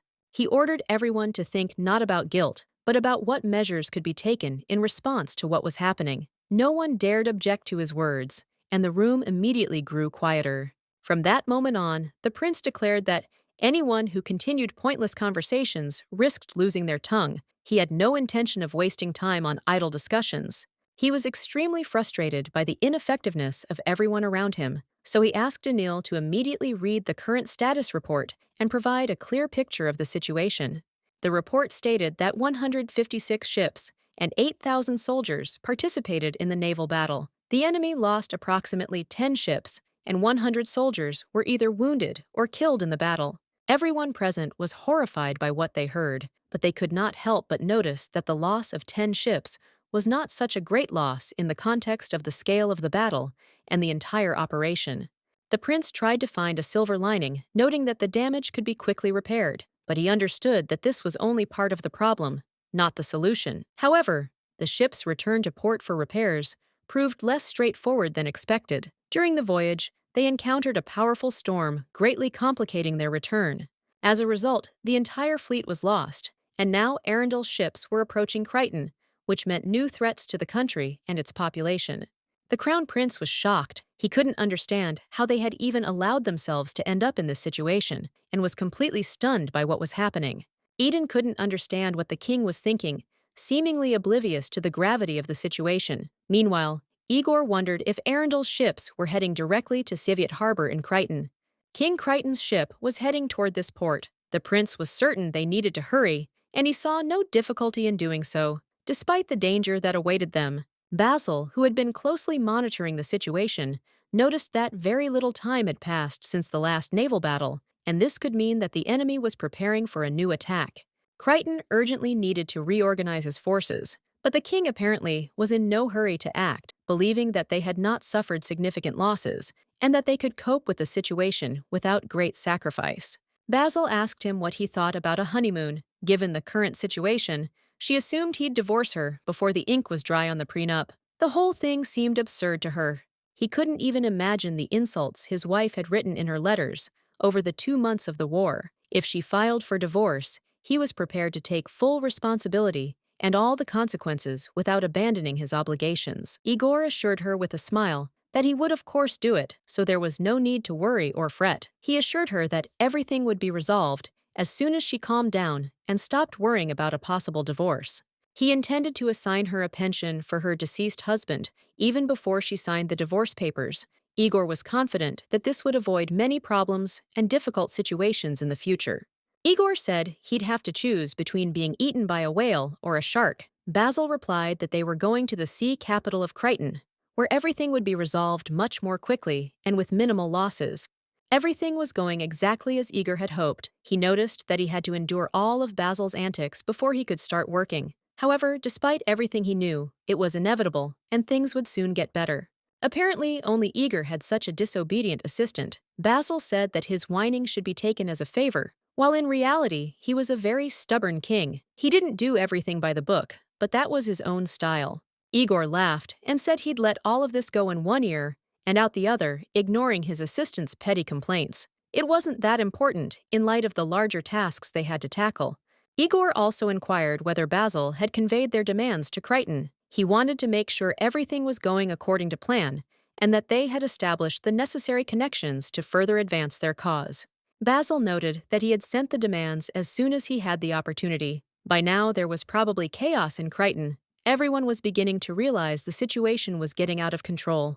However, the assistant wanted to make sure Igor was truly committed to following the plan and wouldn't change his mind at the last minute. He was interested in the end goal and how exactly the problems would be resolved. Basil might have asked for such things, but he couldn't understand the rationale behind them. He wondered if this war was even necessary, as the consequences could have been too dire for everyone.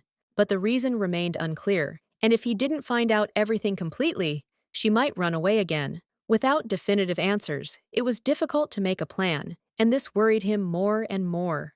During this time, Rihanna spent time with the princess again, and they picked tangerines together. The princess tried to concentrate on her work, but she felt something was wrong inside, and it was interfering with her. Rihanna noticed something was clearly wrong with the princess and decided to ask if she was okay. The princess looked tense and worried, which couldn't help but make Rihanna uneasy. The lady admitted that she had hoped she would feel better if she moved, but it wasn't so easy. She felt her strength ebbing away despite her best efforts to hold on. The princess asked Rihanna what they should do in this situation. She didn't know what to do next, and her resolve began to fade despite all her efforts. Rihanna assured her there was no need to worry. Arundel and Crichton shared a common enemy, the Toulouse Empire, and that gave them a chance to resolve the conflict. She tried to reassure her, assuring her they weren't alone. She continued that the king was no fool. If he came to Crichton, he would try to resolve the situation as best he could. Rihanna assured the princess that everything would be done as it should be, and she shouldn't worry. The king had reached such extremes because a ship from Crichton had entered his country's waters trespassing. This interference prompted him to take decisive action, going beyond mere political maneuvering. Once this issue is resolved, he will no longer threaten Crichton. Even in his previous life in the games, he had hatched plans to transform Arundel into a powerful maritime power. Because of this, he will not directly confront Crichton, despite Igor's stupidity in understanding what is happening, so poorly acting as always on his own impulses. Rihanna couldn't understand why the princess was looking at her so strangely, as if she were hiding something important. She sensed something was wrong between them, but she couldn't quite put her finger on it. The lady noted that Rihanna had never claimed Crichton belonged to them. This statement somehow confused the princess, and she wondered what she might have said incorrectly. Rihanna didn't know how to respond to this, and the princess, noticing her confusion, explained that she wasn't blaming the girl. She simply understood that Rihanna wasn't defending Arundel, and that was okay. The princess said she was simply claiming Rihanna was from Crichton, but she felt the girl herself thought she had nothing to do with the place, which troubled her. The girl admitted that she was scared by these words, but Rihanna did not quite understand what exactly the princess meant and could not grasp her feelings and intentions in this conversation. The princess, unable to contain herself, rushed into Rihanna's arms, her emotions breaking down. She said she was afraid of losing her only friend and didn't know what to do with this fear.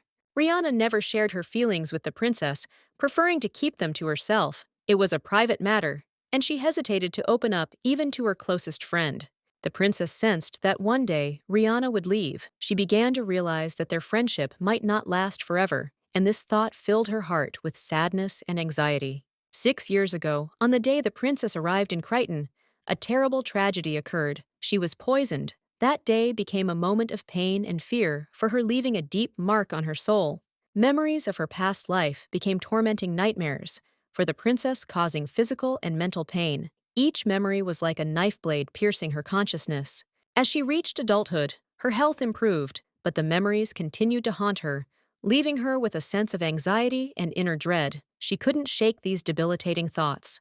Rihanna considered retreating to a remote location to escape this constant anxiety. She wanted to be somewhere the king couldn't find her, hoping for peace and tranquility away from politics. Rihanna finally decided to ask the princess where she was planning to go, as she had long ago left her estate in Arundel to come to Crichton. It was an important and personal decision for her. The princess agreed to the question, but said there were some complications that could hinder her plans. However, she did not want to go into detail, leaving everything vague.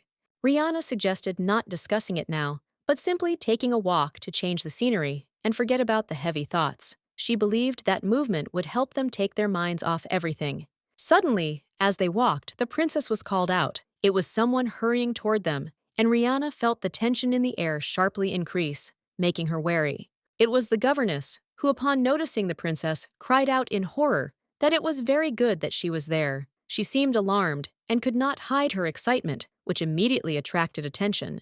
The lady couldn't understand what was happening and didn't know the reason for such an unexpected outburst of emotion. She tried to make sense of the situation, but couldn't quite grasp anything.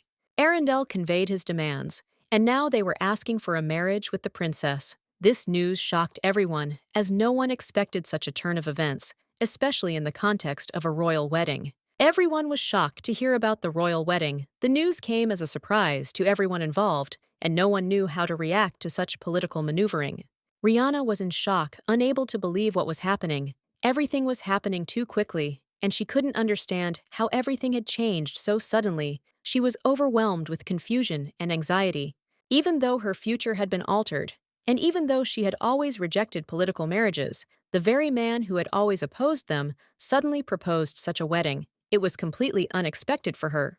The princess, it seemed, was forced to leave her home palace and go to Arundel as a hostage. It was an extremely difficult decision, one she would hardly have made had she had a choice. At that moment, she felt dizzy and began to lose consciousness, but a girl nearby rushed to catch her, preventing her fall and trying to support her in her current state.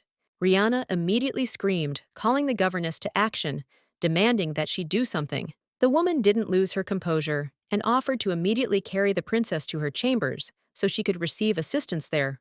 The international marriage was essentially a formality, but in reality, the princess became nothing more than a political trophy. It was extremely cruel and inhumane, despite all the official rhetoric. One of the gentlemen present at the meeting remarked that since everyone was silent, he would like to speak up. He believed that this was in fact just a normal international marriage, presenting no particular problems or difficulties.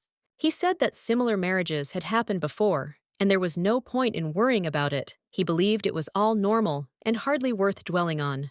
The crown prince was greatly surprised by these words. He couldn't understand why everyone was so calm about this situation, when in his opinion, the time to worry was precisely now to prevent disaster. Angered, he expressed his bewilderment, declaring that the man clearly didn't understand the essence of what was happening. In the past, such marriages were concluded to establish diplomatic relations and maintain peace between countries. He was certain the man didn't understand the real danger. In the current situation, the princess would not participate in a political alliance, but would simply become a hostage to her circumstances.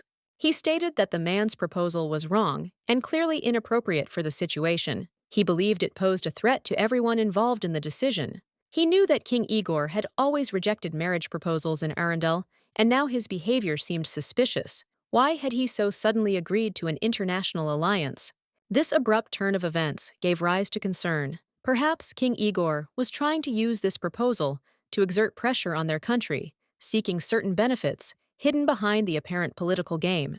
This proposal could have been part of a strategy aimed at interfering in the affairs of their kingdom. After all, if the king were to use the princess as a weapon of pressure, it would be not only political manipulation, but also a personal tragedy for her. Sending her to Arundel as a trophy symbolizing victory in a political game seemed horrific and humiliating. It was simply disgusting, especially considering how many times something similar had happened before.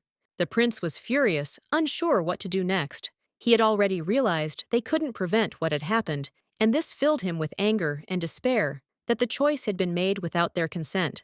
Frustrated and angry, he couldn't accept that they were powerless to stop this. The entire situation was beyond his control, and it seemed unfair and unacceptable. Suddenly, one of the men raised his hand and addressed a question to His Majesty. This attracted the attention of everyone present, and it became clear that the discussion was gaining momentum. At that moment, servants brought news that the princess had fallen ill. She needed help, which put everyone in a difficult situation, as no one expected such a turn of events at such a time. The crown prince adjourned the discussions. He said everyone could leave the room until he returned, but this only added to the tension and confused those who didn't understand what was happening.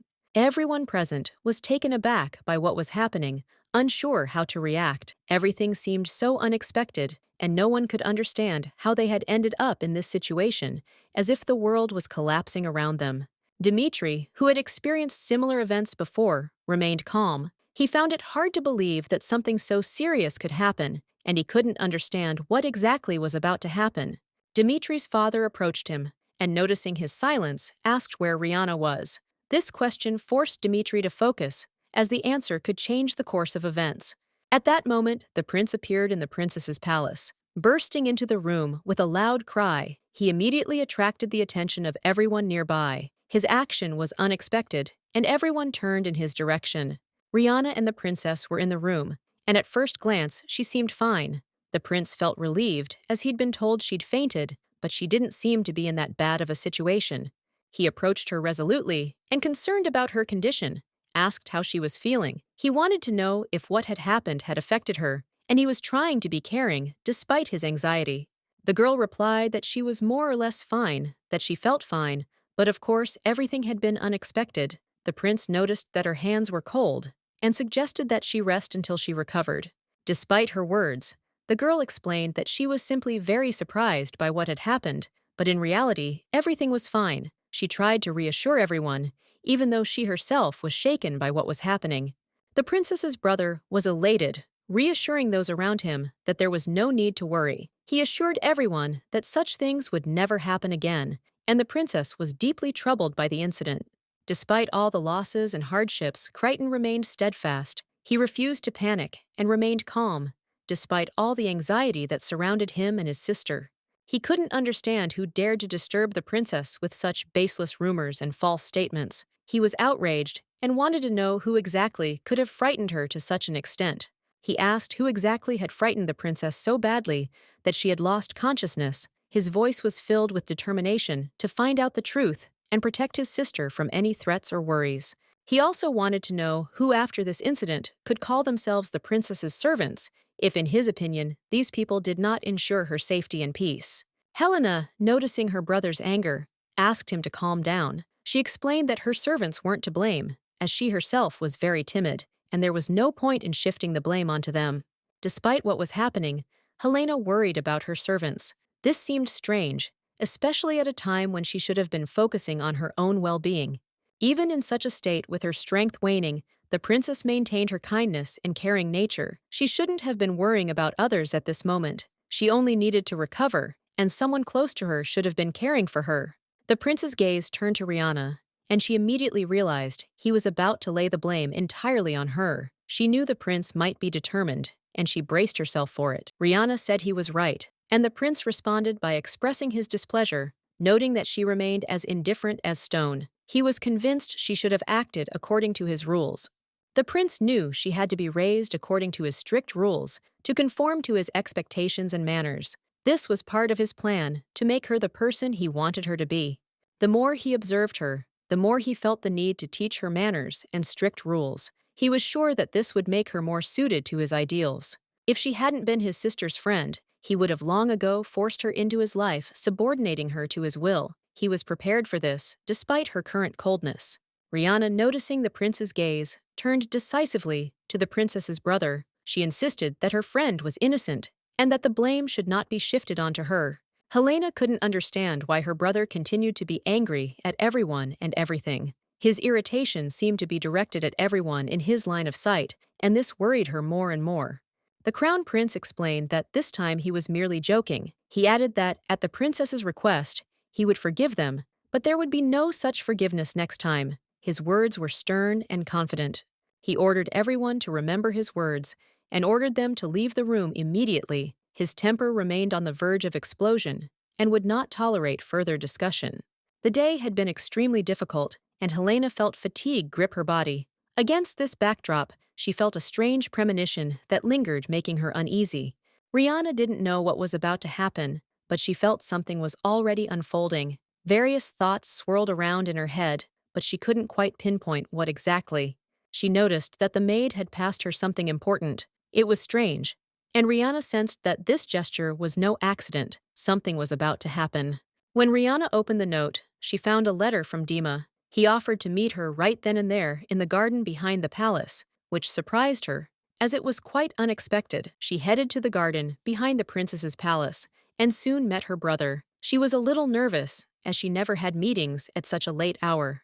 Rihanna was genuinely happy to see Dima, but her joy quickly turned to concern when she noticed his agitated appearance. He was clearly worried about something, and this made her uneasy. She immediately asked him what he was doing there at such an hour, since he was supposed to be at a cabinet meeting. She couldn't understand how he could have been so careless. Dima admitted he saw no point in staying at a meeting that, in his opinion, would yield no decisions, so he decided to leave, unable to bear the pointless chatter any longer. She reminded him that such behavior would earn him a reprimand from his uncle, but he reassured her, saying he had left with his uncle's permission. He also informed her that they could now go on a date. Rihanna was shocked by his words. She didn't expect him to seriously ask her out on a date right then and there. It sounded too unexpected and strange to her. Dima kissed her hand and, smiling, said that the date had to happen right now. His confidence and determination made Rihanna feel like this moment was inevitable. Rihanna didn't understand what was happening when Dima grabbed her hand and pulled her along with him. She tried to ask something to find out what had happened, but all she heard was his hurried silence. Dima quickly said he'd explain everything later, but now was not the time. He had to get away quickly, and he clearly had no intention of stopping despite her questions and confusion. He was certain his father had to do everything right, or their entire plan would fall apart. It wasn't just his father asking about Rihanna that demanded his attention. He understood the gravity of what was happening. Then, when asked where she was, he replied that she was in the princess's palace. He himself couldn't understand what exactly was happening, but he hadn't had time to find out all the details, and everything remained hazy. Dima couldn't check what anyone might think or say, but he still behaved as quietly as possible, so as not to attract attention, and asked everyone to follow him, trying to maintain calm in the situation. When they stepped outside, his father told them he had a pass bearing Crichton's royal seal. With this document, they could go anywhere without fear of repercussions, which was crucial. Dima was completely perplexed, not understanding what was going on at all, and tried to escape the situation by at least explaining something to his father, who was so sure of what was happening that he did not give in to doubts. Dima's father noted that he was aware that this pass could not be used without the king's permission, but in this situation, they could not hesitate because time was running out, and much depended on their speed. Arundel's demands again. Strategy needed to be discussed, and the document outlining diplomatic guidelines was his most important task at the time. To end the war, in addition to paying reparations, they proposed arranging an international marriage. A woman of marriageable age from the royal family would, by order of the crown prince, become the bride. However, he couldn't understand why Rihanna was mentioned in these sentences. It was strange and confusing to him because she had no connection to the matter, and her name seemed superfluous. He decided to ask the guy if maybe he knew who else had seen these documents before them and was aware of the contents, which could explain such a strange situation involving Rihanna. The young man asked, surprised, which documents exactly were being discussed, those concerning reparations or the others that had been reviewed by the Crown Prince. This cleared the air somewhat, but much remained unclear. Dima knew that these documents had been reviewed by Daniel Rurik, which could add more questions to their content and why they ended up in the hands of his father, who intended to act on them. Her father was determined to send Rihanna to Arundel, despite family opinion. It was a momentous decision made without consulting anyone, and his conviction in the correctness of his move left no room for doubt. Dima, feeling uneasy, began to insist that Rihanna had already been through too much and didn't deserve to be sent to Arundel again. He couldn't accept this, knowing she had already suffered from those events. The father replied that he was also worried about Rihanna because she was the daughter of his only sister, and he still regretted that he could not stop her when she decided to marry a man from this kingdom. When Rihanna told her brother about her intention to get married, she was happy. Her eyes were shining with joy, and she really wanted this marriage even despite all the risks that could arise. If he'd known how her marriage would end, he never would have let her go. He regretted not having been persistent enough to prevent her from making a mistake at that moment. He couldn't let Rihanna go through the same ordeal her mother had. He felt so much pain in his heart for her fate, and he didn't want her to repeat her tragic story. Time was running out. He knew he had to get Rihanna as quickly as possible before the important meeting ended. Otherwise, they risked finding themselves in an even more difficult situation where action would be impossible. They set off quickly, not knowing exactly where they were going, simply following the direction their intuition and circumstances dictated. As time passed, the journey seemed increasingly uncertain and strange. Rihanna explained to Dima that the road they were taking didn't lead to the city as expected. She felt unsure and confused, unsure of where they were going or what awaited them. She couldn't understand where they were going, but the guy, without explaining right away, asked for forgiveness and promised to tell as soon as they were safe, having escaped pursuit. There was no time for detailed explanations now, but Rihanna was becoming increasingly confused, not understanding what was happening around her and not knowing what awaited her next. The princess asked again what she had just been told, as she had just been told that Rihanna would be sent to Arundel in her place. This statement left her confused and bewildered. The brother confirmed it was true. Arundel had requested this particular royal girl, and nothing about the princess was mentioned in the conversation. The situation grew increasingly complicated and tense. This meant that even the fact that Rihanna wasn't directly related to the royal family didn't factor into the decision that was made. In this situation, everything was subordinated to a different order. However, the princess was categorically against this. She declared that it was impossible to send her friend into a dangerous situation, especially when she herself could not be where she rightfully belonged. The princess lost her mother, and to cope with her grief, decided to come here. Rihanna became her only friend who had experienced the same horror, and now she was being sent in her place, which was incomprehensible to her. She was deeply shocked to learn that her only support and close person, Rihanna, was to become a hostage in her place, despite the fact that she was supposed to be where she belonged. Her brother asked her with obvious bewilderment why she was saying this, suggesting that she wanted to go to Arundel instead of Rihanna, but she could hardly imagine such an outcome. The crown prince was determined not to allow his sister to become a hostage, even if it meant a clash with the kingdom itself. He was prepared to protect her at any cost. Helena tried to convince him to reconsider his decision, begging him to change his plans, but the prince did not even want to listen to her, confident that the decision had been made, and nothing could be changed. He didn't know what to do with such a naive and kind-hearted sister, who despite everything was willing to sacrifice herself for others. This put him in a difficult position. Her friend, who managed to escape, doesn't even suspect what her friend is going through. She doesn't know how difficult it is for her, and can't understand the gravity of the situation she finds herself in. The princess, not immediately understanding what her brother was talking about, asked in surprise who had escaped. She was sure Rihanna had been nearby recently, and couldn't understand why her brother was so worried. Today, the princess asked to be listened to, and declared that from this moment on, Rihanna was no longer her friend. Not even her servant Rihanna had to understand that everything had changed for the princess. Dimitri's father objected, saying he disagreed with the decision. She was a young woman who had suffered emotional pain, but she had a kind heart. He believed she wouldn't survive the marriage. However, since she was descended from royalty, She had no choice. Everyone agreed that she was an Arundel, and she quickly adapted to her new life and role.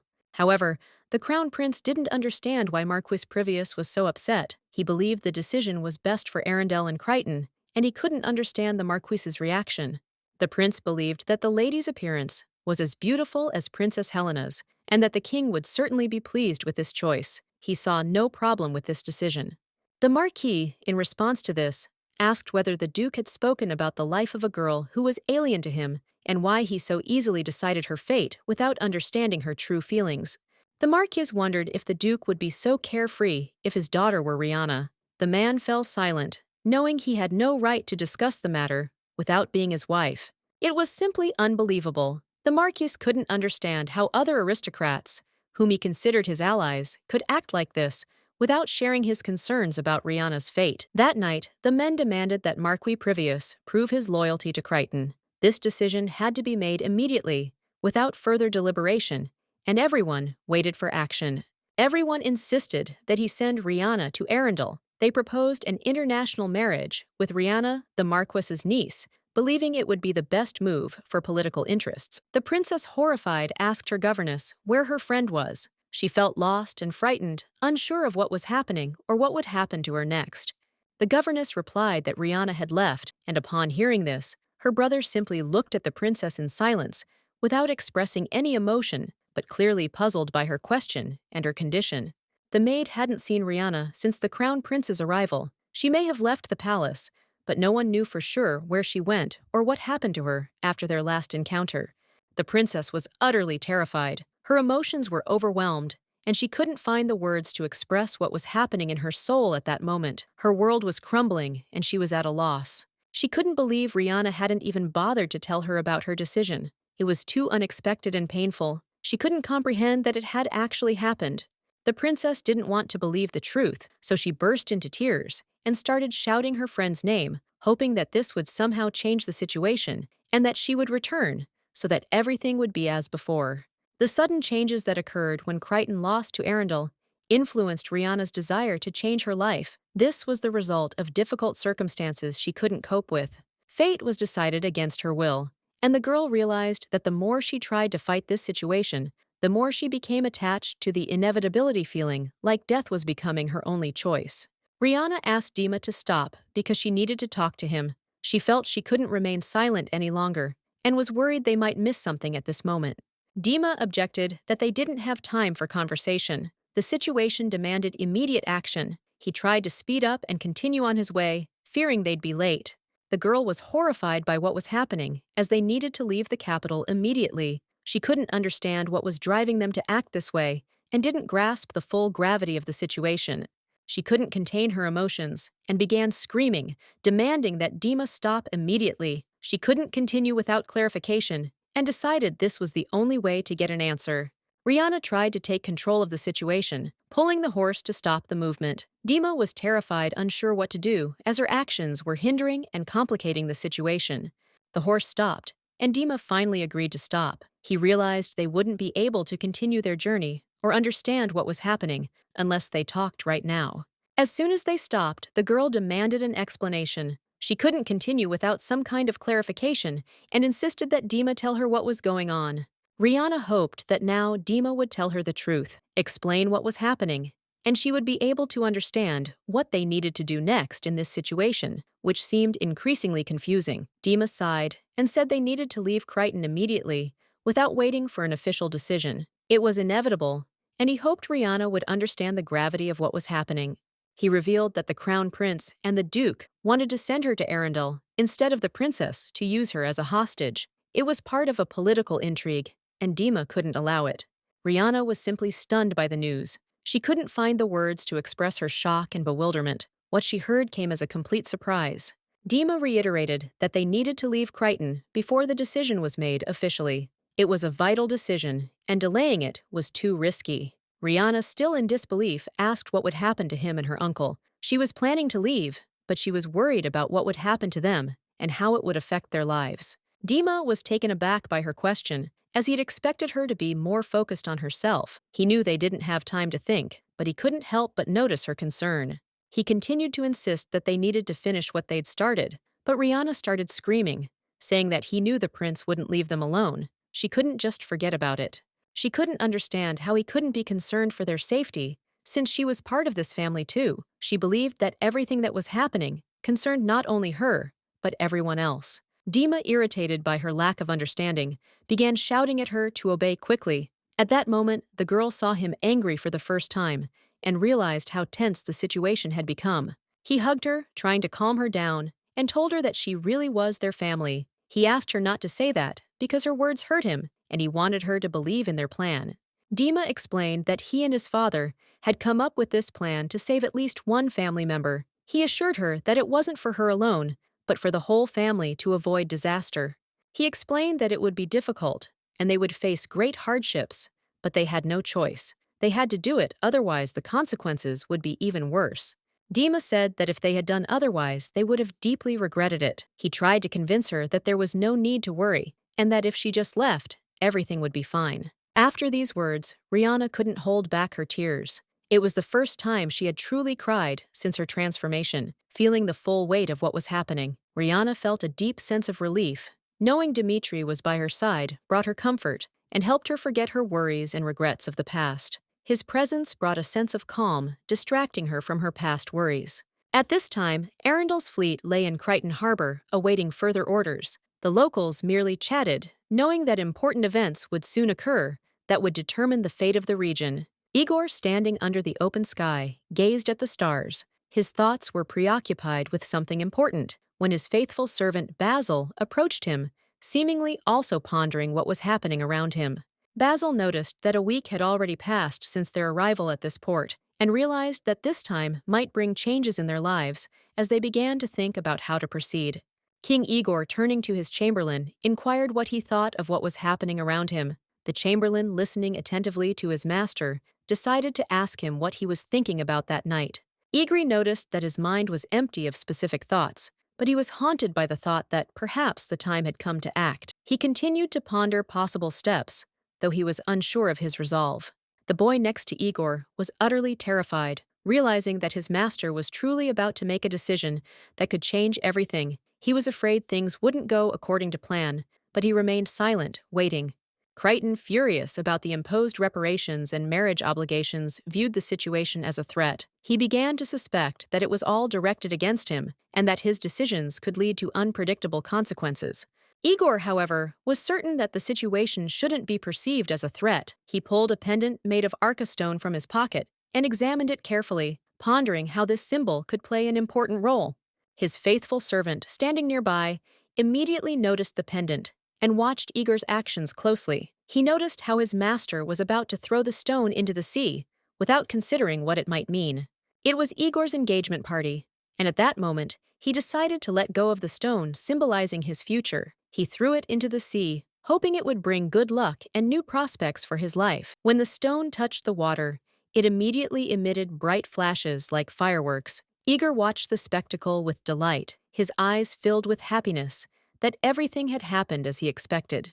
Basil was struck by how effortlessly Igor savored the moment. As a servant, such details seemed insignificant to him, but he couldn't help but notice how his master savored every moment. In Seviet Harbor, a man observing the scene couldn't understand what was happening. He was completely bewildered, staring at the bright flashes, and unable to comprehend what had caused such a spectacle. Observers in the harbor were shocked by what had happened. They couldn't understand why the fireworks had suddenly started going off. Apparently, it was the important international marriage with Arundel that had sparked the celebration. This firework, which later became known as Arundel's courtship, was crafted from an incredibly expensive stone, captivating with its brilliance and power. Its magnificence was difficult to overstate. Igor realized that this unique moment was made possible by Atraxia, which opened up incredible perspectives for him and led to opportunities he might not have had otherwise. Igor, despite all his wealth, was ready to give everything to meet again with that mysterious woman who changed his life and to feel her presence again. The crown prince was furious, claiming Igor was a crazy and ignorant bastard. He couldn't understand how anyone could send them a princess who was so important to their kingdom. He couldn't understand how Igor dared to enter their waters and set off such a fireworks display. The commoners watching were convinced it was all connected to the upcoming wedding, and they had questions. The crown prince, in turn, was furious, believing that Igor's action was intended to send the princess as a gift to the king, not realizing that completely different intentions were hidden behind it. Rihanna's current location, unwilling to leave the question unanswered, his anger only grew with each passing minute. The Duke, trying to remain calm, said that they were currently trying to find out Rihanna's whereabouts, and that they did not have any precise information yet, but they did not stop searching. The crown prince couldn't calm down. His rage only grew. He believed everyone had to act immediately, otherwise the consequences would be extremely unpleasant for everyone involved. He shouted sharply that Rihanna must be brought here immediately. If necessary, he was prepared to capture her himself to resolve this matter as quickly as possible. He added that if anyone failed to follow his instructions, it could cost him his head, hinting at the harsh consequences that awaited those who dared to disobey his orders. The Duke was somewhat true to his beliefs, as Dmitri Previous managed to escape from the palace like a cowardly rat, which left him feeling betrayed and dissatisfied. The Duke bought a maid so that she could help him read an important note, but he did not expect that they would be able to escape from the capital so quickly, despite all the obstacles that could hinder them. To leave the capital, a pass from the royal family was required. The Duke, remembering the Marquis Previous, the head of diplomacy, realized he could help resolve this issue. The Duke knew that the Marquis Previous could easily arrange for the pass to be obtained, which he believed would greatly simplify the task, but there were still many issues to be resolved. He was certain that obtaining a pass would be a more complicated process than he expected. However, no matter what he now needed, to rely on the help of someone who could provide the necessary documents. The Duke hoped that with the help of the Marquis Previous, they could find a way to convince him to help them obtain a pass, since without him, their plans would be in jeopardy. The forest near the capital of Crichton was a quiet and secluded place, where Dima and Rihanna stopped. Here among the trees, they tried to find a moment to rest and think about what to do next. Dima apologized to Rihanna, but she didn't understand what he was apologizing for. He couldn't quite explain what was bothering him and simply felt he had to say something. He hadn't thought through what they would do after they escaped, and now it made him uneasy. He felt a sense of uncertainty, unsure how their lives would unfold. Rihanna couldn't help but laugh when she heard this. She remembered how he'd once dreamed of becoming a pirate, but now he wasn't ready for that step, and it all seemed rather ridiculous. She noticed that all of this reminded her of their childhood. They had once been kids and played pirates, and now she felt a little sad that all that was in the past. She was about 5 years old when Dima pretended to be a pirate, and she pretended to be a fairy. It was one of those games they loved, but now such moments were a distant memory. Dima remembered those games too. He'd stand on a rock with a toy sword in his hands and fight imaginary enemies. Those were the moments when they could be anyone and do anything. They played all day long in the garden of her estate, carefree and joyful, absorbed in their play. It seemed as if the whole world belonged to them alone, and nothing was more important than these happy moments. After playing, they often rested under a tree, enjoying the shade and silence. Sometimes they fell asleep right there, lulled by the peace and comfort of the place. Rihanna noted that perhaps that was when he decided to become homeless. Those childhood games left a mark on his soul, and he continued to seek freedom, even if it meant being alone. Dima thought it was one of the happiest moments of their life in Arundel. At that moment, they were close, and the world seemed simple and understandable, requiring no unnecessary words. Rihanna wasn't left with only bad memories. She tried not to dwell on them, and told Dima that everything was okay. She was ready to move forward, despite all the difficulties and challenges. Now, it was time for them to return. They were no longer children, and life was no longer the same. Their childhood games were a thing of the past, and they needed to look to the future. Dima was stunned by what was happening, but soon they noticed a flash of light. It was a signal that something had happened, and they couldn't remain idle. Dima instantly jumped on the girl, hugging her and asking her to close her eyes. He wanted to protect her, shielding her with his body from what was to come. Blinding bullets made of Aark stone flew towards them. It was a deadly moment, and they had to act quickly to avoid defeat. Rihanna began asking questions, trying to figure out what the light was. She sensed the situation was extremely tense and couldn't comprehend what was happening around her. Dima continued to insist that she not open her eyes under any circumstances. He knew it was dangerous and every move could be decisive. It was a flashbang capable of blinding them both. They had finally been found fugitives that they were, and now they had to face the consequences of their actions. When Dima heard that voice, He immediately realized it was the Duke serving the crown prince. His certainty was immediate, for the voice was familiar, and so was the man's demeanor. This man was Daniel Duke Rurik. Dima couldn't resist asking him what was going on here, and why he needed to pursue them. He couldn't understand the reason for this turn of events. The man laughed, not hiding his mockery, and replied that Dima apparently didn't understand the gravity of the situation, since he had to pretend, after all, his words didn't bode well. Calling his soldiers to order, Duke Rurik announced that Dima was under arrest for insubordination. He spoke without the slightest hesitation, as if his decision were final and irrevocable. Dmitri was extremely indignant, his heart filled with rage, and he drew his sword. He was prepared for battle, but deep down, he didn't want the situation to escalate into open conflict. At this point, the princess was in a panic. She couldn't believe what was happening. Her governess noticed her confusion and asked if she was okay, trying to understand what was happening to her. At that moment, Helena was upset about breaking Rihanna's favorite cup. It was a small incident, but for her, it was a real tragedy, as the cup was an important reminder. The princess couldn't hold back her tears. She sobbed, not understanding what was happening or where she was. Her mind was in chaos, and she felt lost and helpless in this world. She recalled Rihanna once telling her she would never leave her, and if she ever decided to leave, she would definitely say so. Those words felt like a promise to her, but now they seemed broken. However, her brother said Rihanna was not a direct descendant of the royal family, and her fate was irrelevant to Parliament. This was a heavy blow for the princess, who could not understand how this was possible. The princess realized that Parliament had made its decision, and her friend had simply fled, leaving her no chance to change anything. She was in despair, realizing that the situation had already spiraled out of control. The princess's brother would take advantage of the situation to send her as a hostage to Arundel. The decision had already been made, and she could not escape her fate, though she tried to find a way out.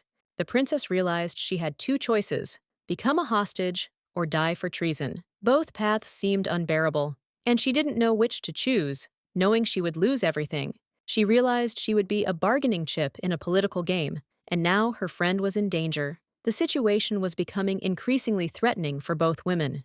The princess quickly turned to her governess and asked her to help her get ready. Her mind was full of thoughts, but she knew time was running out, and she had to act despite her fear. Her brother had made this decision the day he told her she had to understand. From today on, Rihanna was no longer her friend or even her servant. It was a tragic prophecy. As her brother said, her friend had no choice, as she was not part of the direct royal line. However, the princess herself, as a member of the royal family, did have such a choice. Her friend had no power, but the princess herself, as a member of the royal family, had a choice, and her brother decided to use this to his advantage, despite the consequences for everyone. The most noble and beloved princess of Crichton, known for her kindness and devotion to the people, decided to take an extreme step for the sake of Rihanna, whom she could not call a friend, but was still ready to help. Rihanna, gritting her teeth, grabbed her sword ready to fight. Her brother, standing nearby, tried to persuade her otherwise to say something, but his words could not change her resolve and fear.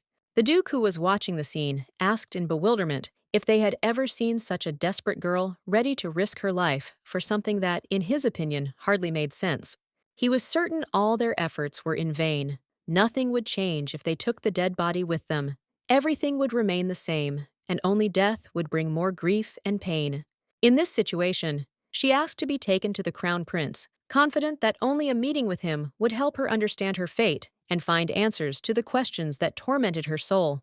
Rihanna wanted to meet the prince in person, to express everything that was pent up in her heart. She couldn't remain silent any longer, as she felt that only this meeting could change her life. Rihanna didn't want to die alone, as she had in her previous life. She couldn't believe her suffering could be so severe, and she hoped that this time things would be different.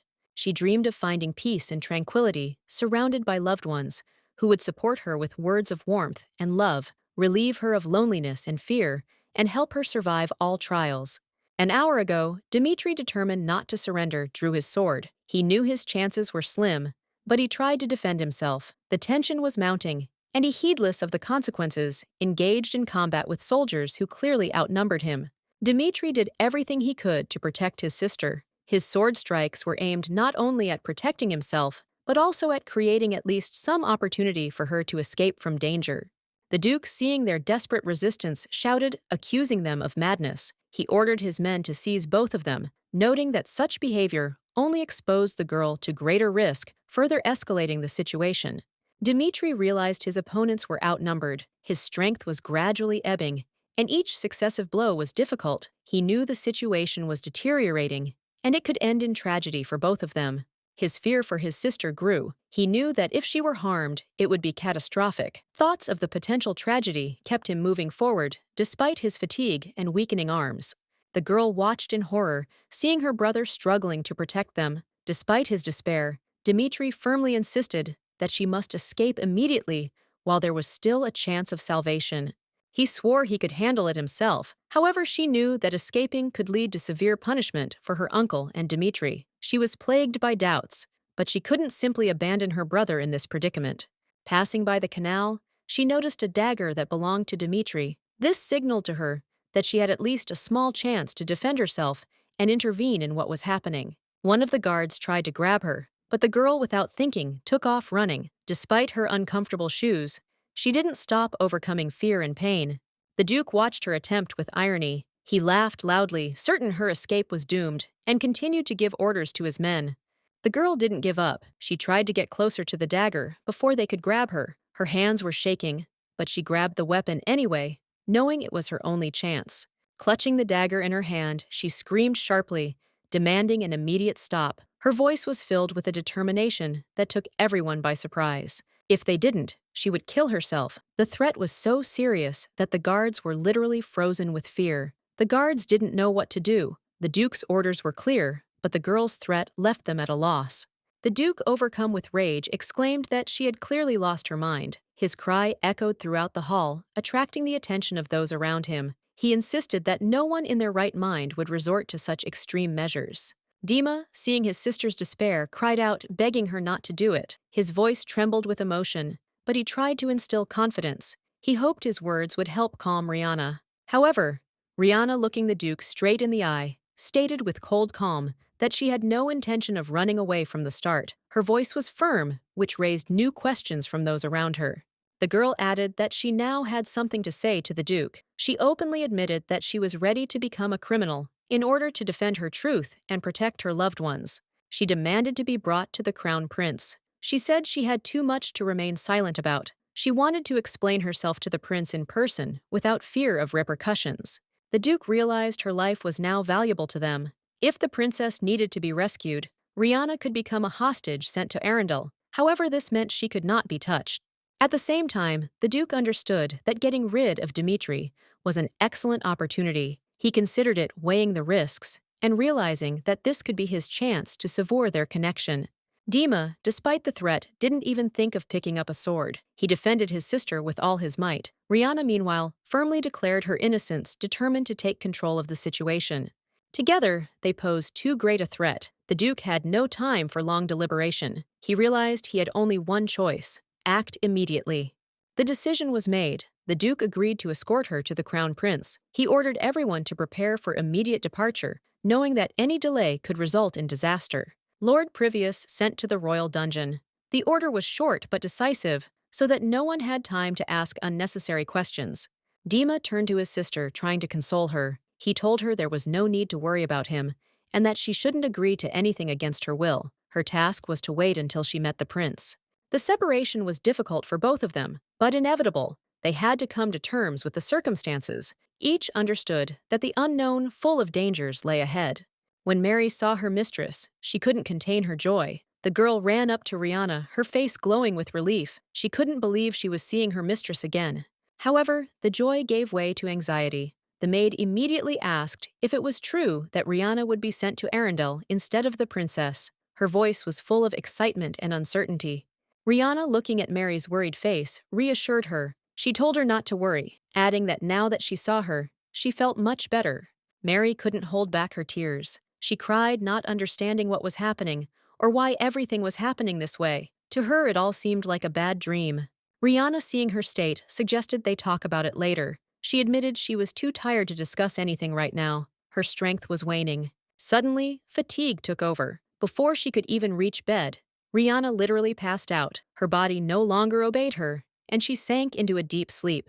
She couldn't sleep worrying about Dima, who needed to be rescued from the dungeon, but she didn't know how memories of Igor, his words and actions kept flashing through her mind. He said the bird's fate was sealed, but he saved it himself. Despite that, she constantly recalled the moments when he showed concern and willingness to help.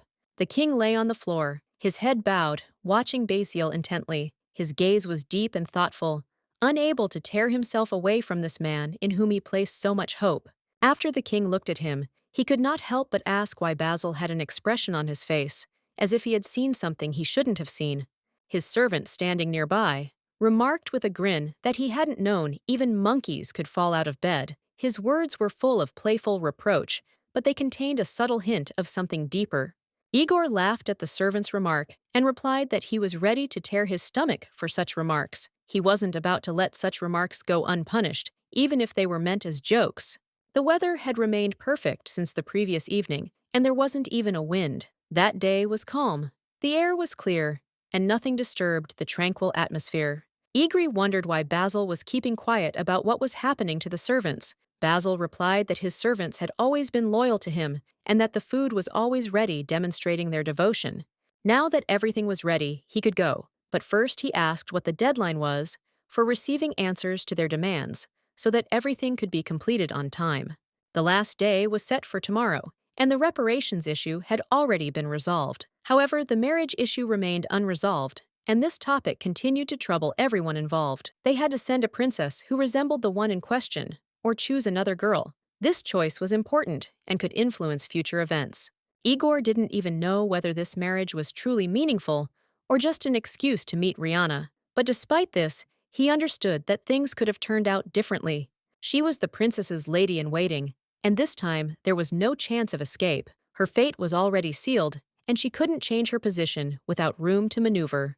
Moreover, the prince used her as a bargaining chip in his political game. His plans were clearly defined, and she was merely part of a complex strategy without the right to free choice. This was done because it promised to be safer for everyone involved. The girl, prepared for the upcoming meeting, was already getting ready, intending to take part in this important but secret event. The majestic Crichton Palace, with its refined architecture, greeted her. A guard standing at the gate greeted her warmly, confirming her arrival and readiness for what was to come. The guard informed her that His Majesty was already awaiting her arrival. The prince had long been prepared for the meeting, and he was escorted through the castle corridors to the place where he was already waiting, fully prepared to speak with her. Rihanna was acutely aware that she was being led deeper into the castle. She couldn't help but think that she wouldn't be meeting in an ordinary hall, but most likely in the prince's private chambers, where everything would be more intimate. The man accompanying her pointed to the door beyond which an important audience awaited her. He opened it, and the girl, wasting no time, stepped forward, prepared for what was about to be announced. Rihanna realized she needed to gather her strength and composure to face the moment of their meeting with dignity. This was important not only for her, but also for Dima, for whom she could muster the necessary resolve. When the girl entered, she immediately apologized, sincerely hoping her appearance wouldn't cause any unpleasant consequences. But as soon as she opened her eyes, she was completely shocked by what she saw. The prince, noticing her reaction, asked if she had requested an audience. He offered to begin a meeting to determine the reason for her visit, but sitting on his bed was a girl, a complete stranger to Rihanna. After briefly caressing the woman, she left, and the prince remained in the room with Rihanna. His thoughts were preoccupied with the recent event, but he knew he shouldn't be distracted from what had just happened. The prince had already heard about Rihanna from the duke, who had mentioned her in conversation. He knew she was an important figure, but knew little about her personally. It seemed like Rihanna was about to leave, but she didn't. She came back because she had something important to tell him, and her resolve was clearly strong. She approached him and apologized, assuring him that she hadn't tried to escape at all. This admission came as a surprise to him, and he was puzzled by her words. The prince was surprised because she had been caught with her cousin, and the situation seemed completely different. He couldn't understand what exactly she meant by this. Rihanna tried to explain that her cousin Dima was simply very worried about her, and she couldn't leave him in his misery. His concern was genuine, but he still doubted her intentions. The prince expressed doubt, asking how he was supposed to believe her words. It all seemed far from simple as she imagined. Rihanna stated firmly that she was going to Arundel, and the prince was genuinely surprised to hear this. He asked her again, incredulous. She reiterated her words, declaring that she would go to Arundel in the princess's stead. This decision deeply moved her, and she was prepared to do anything for this mission. A silence followed her words, broken by a loud, sharp cry from the crown prince. It was unexpected, and his reaction filled the room with tension. The girl couldn't understand why he started laughing, and this made her feel uneasy. She began to worry, not understanding what had happened. The prince expressed his displeasure, calling her a foolish girl. He had already made his decision, and her words couldn't change it. He was disappointed that she had come here just to distract him with such a strange statement that he didn't think made sense. She did not ask him to release her brother, but continued to insist that her visit had not been in vain and that her intentions had their significance. Suddenly, he grabbed her and forcefully removed her outer garment, ignoring her resistance. She hadn't expected such aggression, and it left her deeply shaken. The prince didn't care that they had lost at Arundel. He knew she would go there as a hostage anyway, and it was inevitable. He wondered what would happen if she became his prisoner first. Thoughts of her being his began to swirl in his head. Basil suddenly burst into His Majesty's office triumphantly, declaring that he had finally received an answer to a long-awaited important question. His voice was confident, and he was clearly pleased with the event. Turning around, Basil announced with unexpected regret that he'd made a mistake and apparently gotten the rooms mixed up. He quickly added that he was wrong to be there and that his visitors usually saw him in a more familiar form.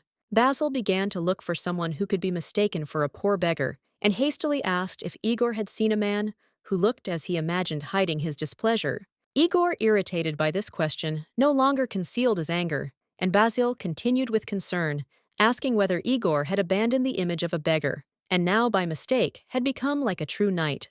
Igor couldn't remember the last time he'd dressed as elegantly as the occasion demanded. He couldn't even remember the last time his servant had mentioned how often he'd washed during the war.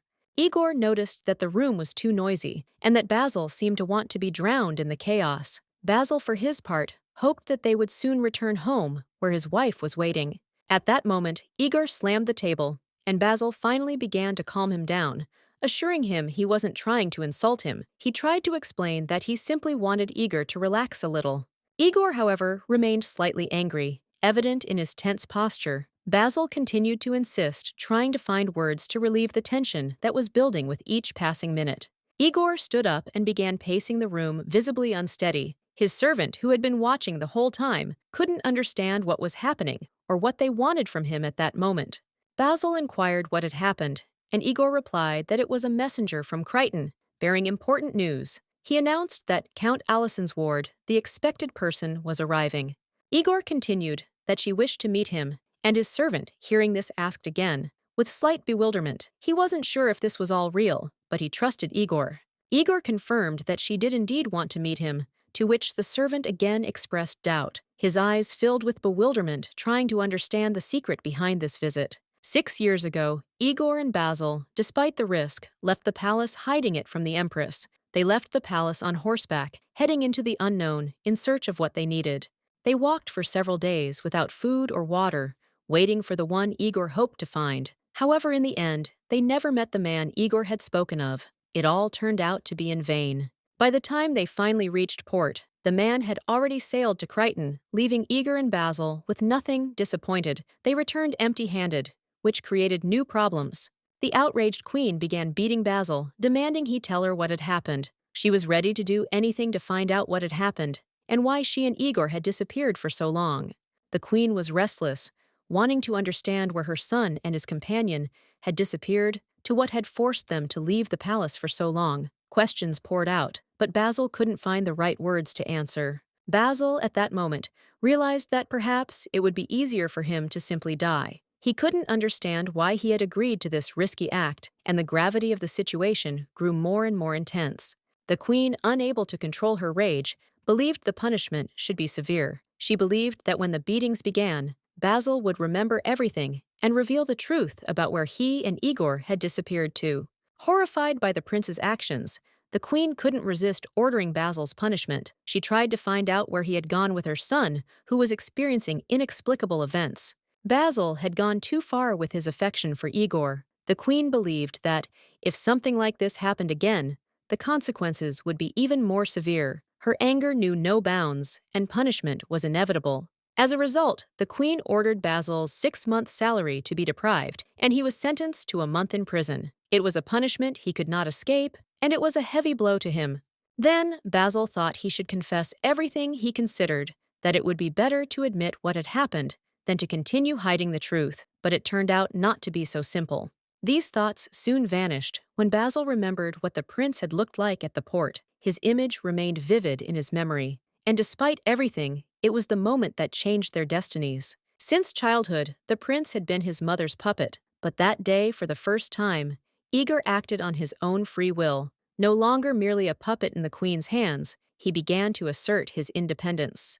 When the prince saw Basil after his punishment, he was shocked. He couldn't believe Basil had survived everything that had happened to him. It was a moment they both remembered for a long time. Thus, the prince and Basil developed a secret. They shared one they kept from each other, knowing it would remain between them, a secret that strengthened their bond and determined their future path. Igor ordered Basil to remain alive. This was his demand, and Basil had to fulfill it despite all the worries and suffering. He knew he had no room for error.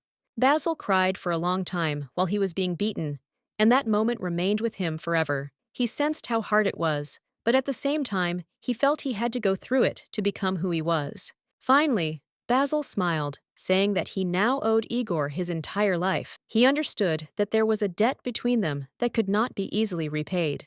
Igor's first rebellion was successful. He achieved what he wanted, and it was a moment of triumph for him.